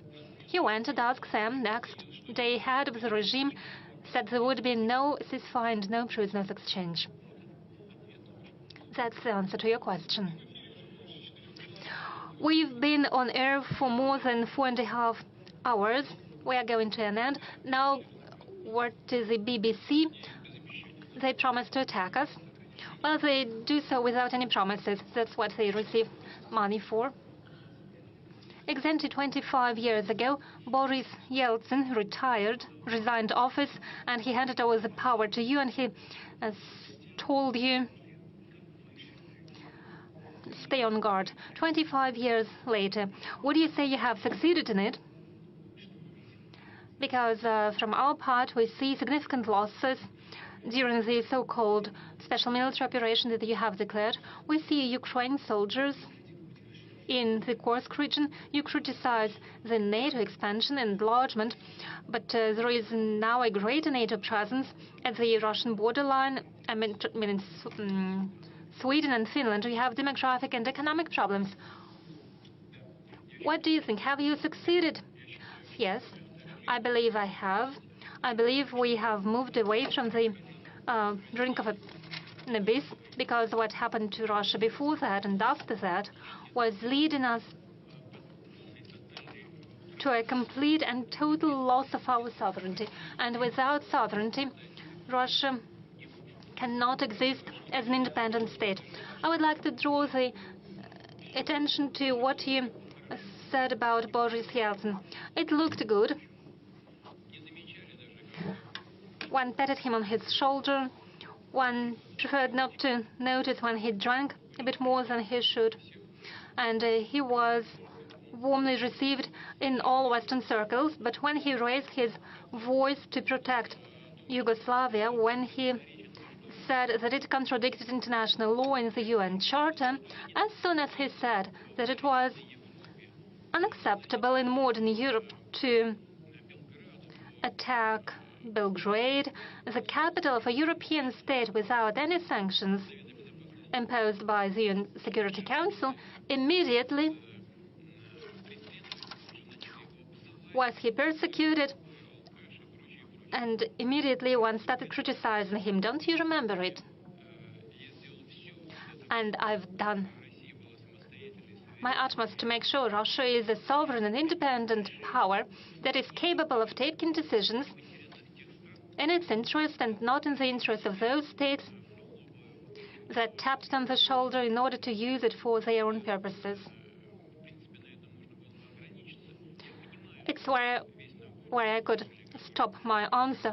I understand that you provided many arguments to substantiate your point of view. You mentioned inflation. Yes, we have inflation. We are going to fight against it. But we have good economic growth. We rank number 4 worldwide in terms of purchasing power parity. Please share it with your audience. We rank number 1 in Europe. We have left the UK behind. But we are ready to work with the UK if the UK wants to work with us. But if it's not the case, we can do without it. We can do without our former allies in the anti-Hitler coalition. Mr. President, there are many questions from the Russian citizens, so I suggest that we move on to the Blitz format. Do you have a personal dream? Of course I do. But it is a personal dream. May I please keep it to myself? A question from social networks. Alexandra Okupova asks, are you a happy person? Do you think it is a question for a Blitz? Shall I say yes or no? Well, how can I put it? Yes or no?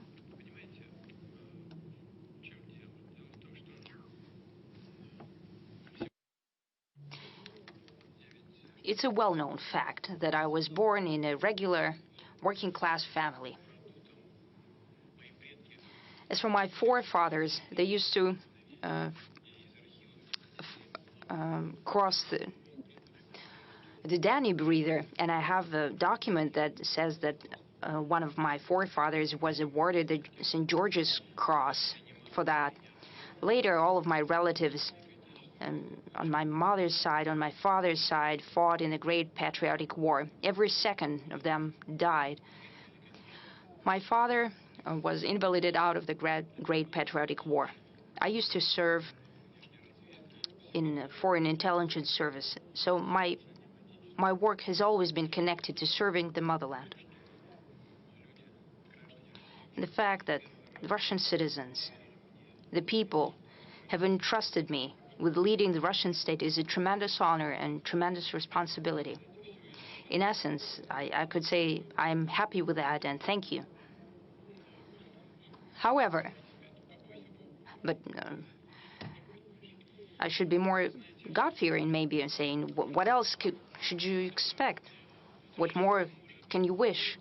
However, the happiness will not be complete until all of our guys return from the front line, until they meet their mothers and wives, until their children hug them, until our young people, girls and boys,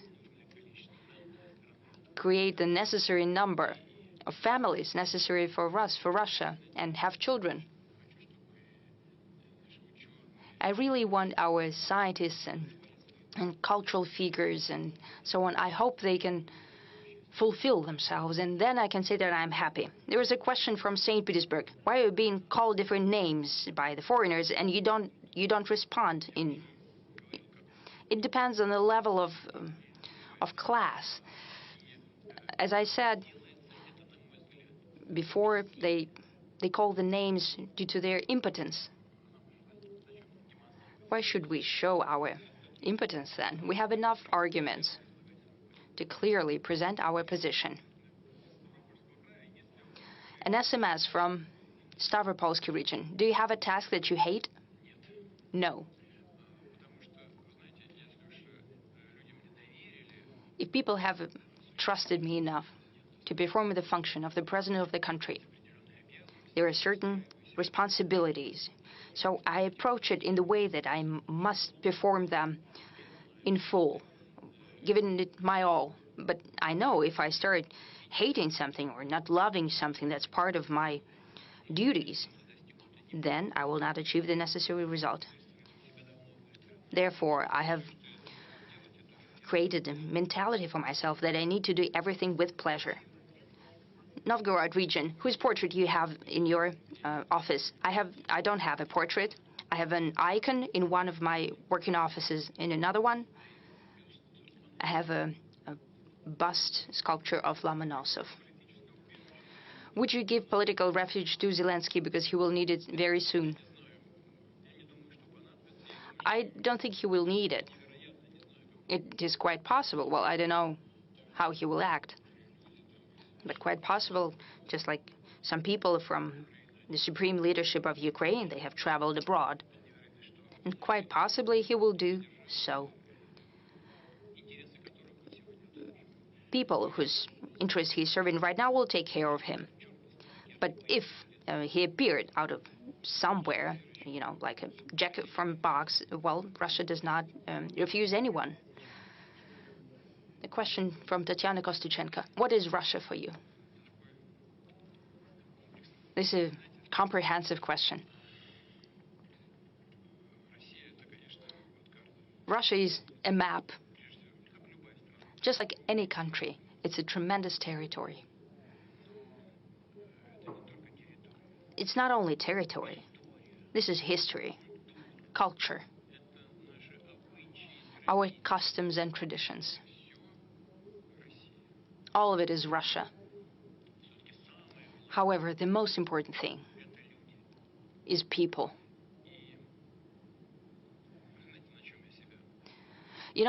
Sometimes I find myself, well, I don't often watch TV. I don't have quite enough time.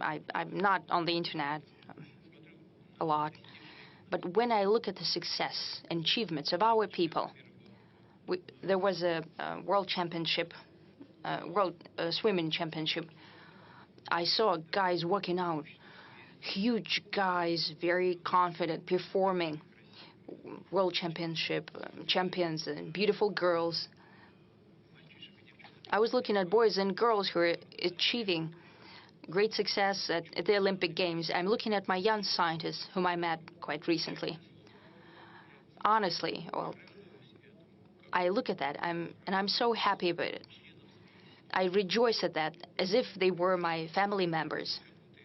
I rejoice as if they're my loved ones. Therefore, I'm looking at Russia as at a family. We've been working more than 4.5 hours. We have answered many questions, millions of viewers.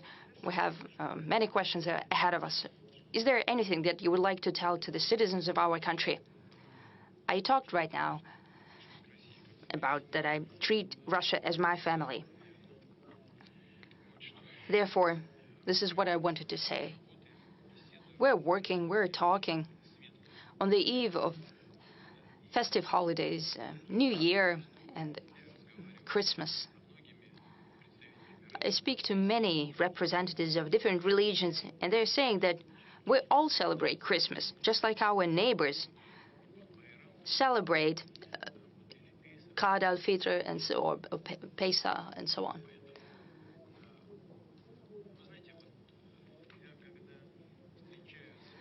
You know, when I meet with the representatives of different religions, I ask them, when you talk to people, just a regular conversation, what do people tell you? What do they regret? It's not naturally the secret of convention. But you know what people regret? They did not spend enough time with children, or did not dedicate enough attention to children. On the eve of the New Year, which is a family holiday, and especially Christmas, I would like to wish everyone to dedicate more attention to your loved ones. I would wish to all of you success, well-being, and health. Thank you.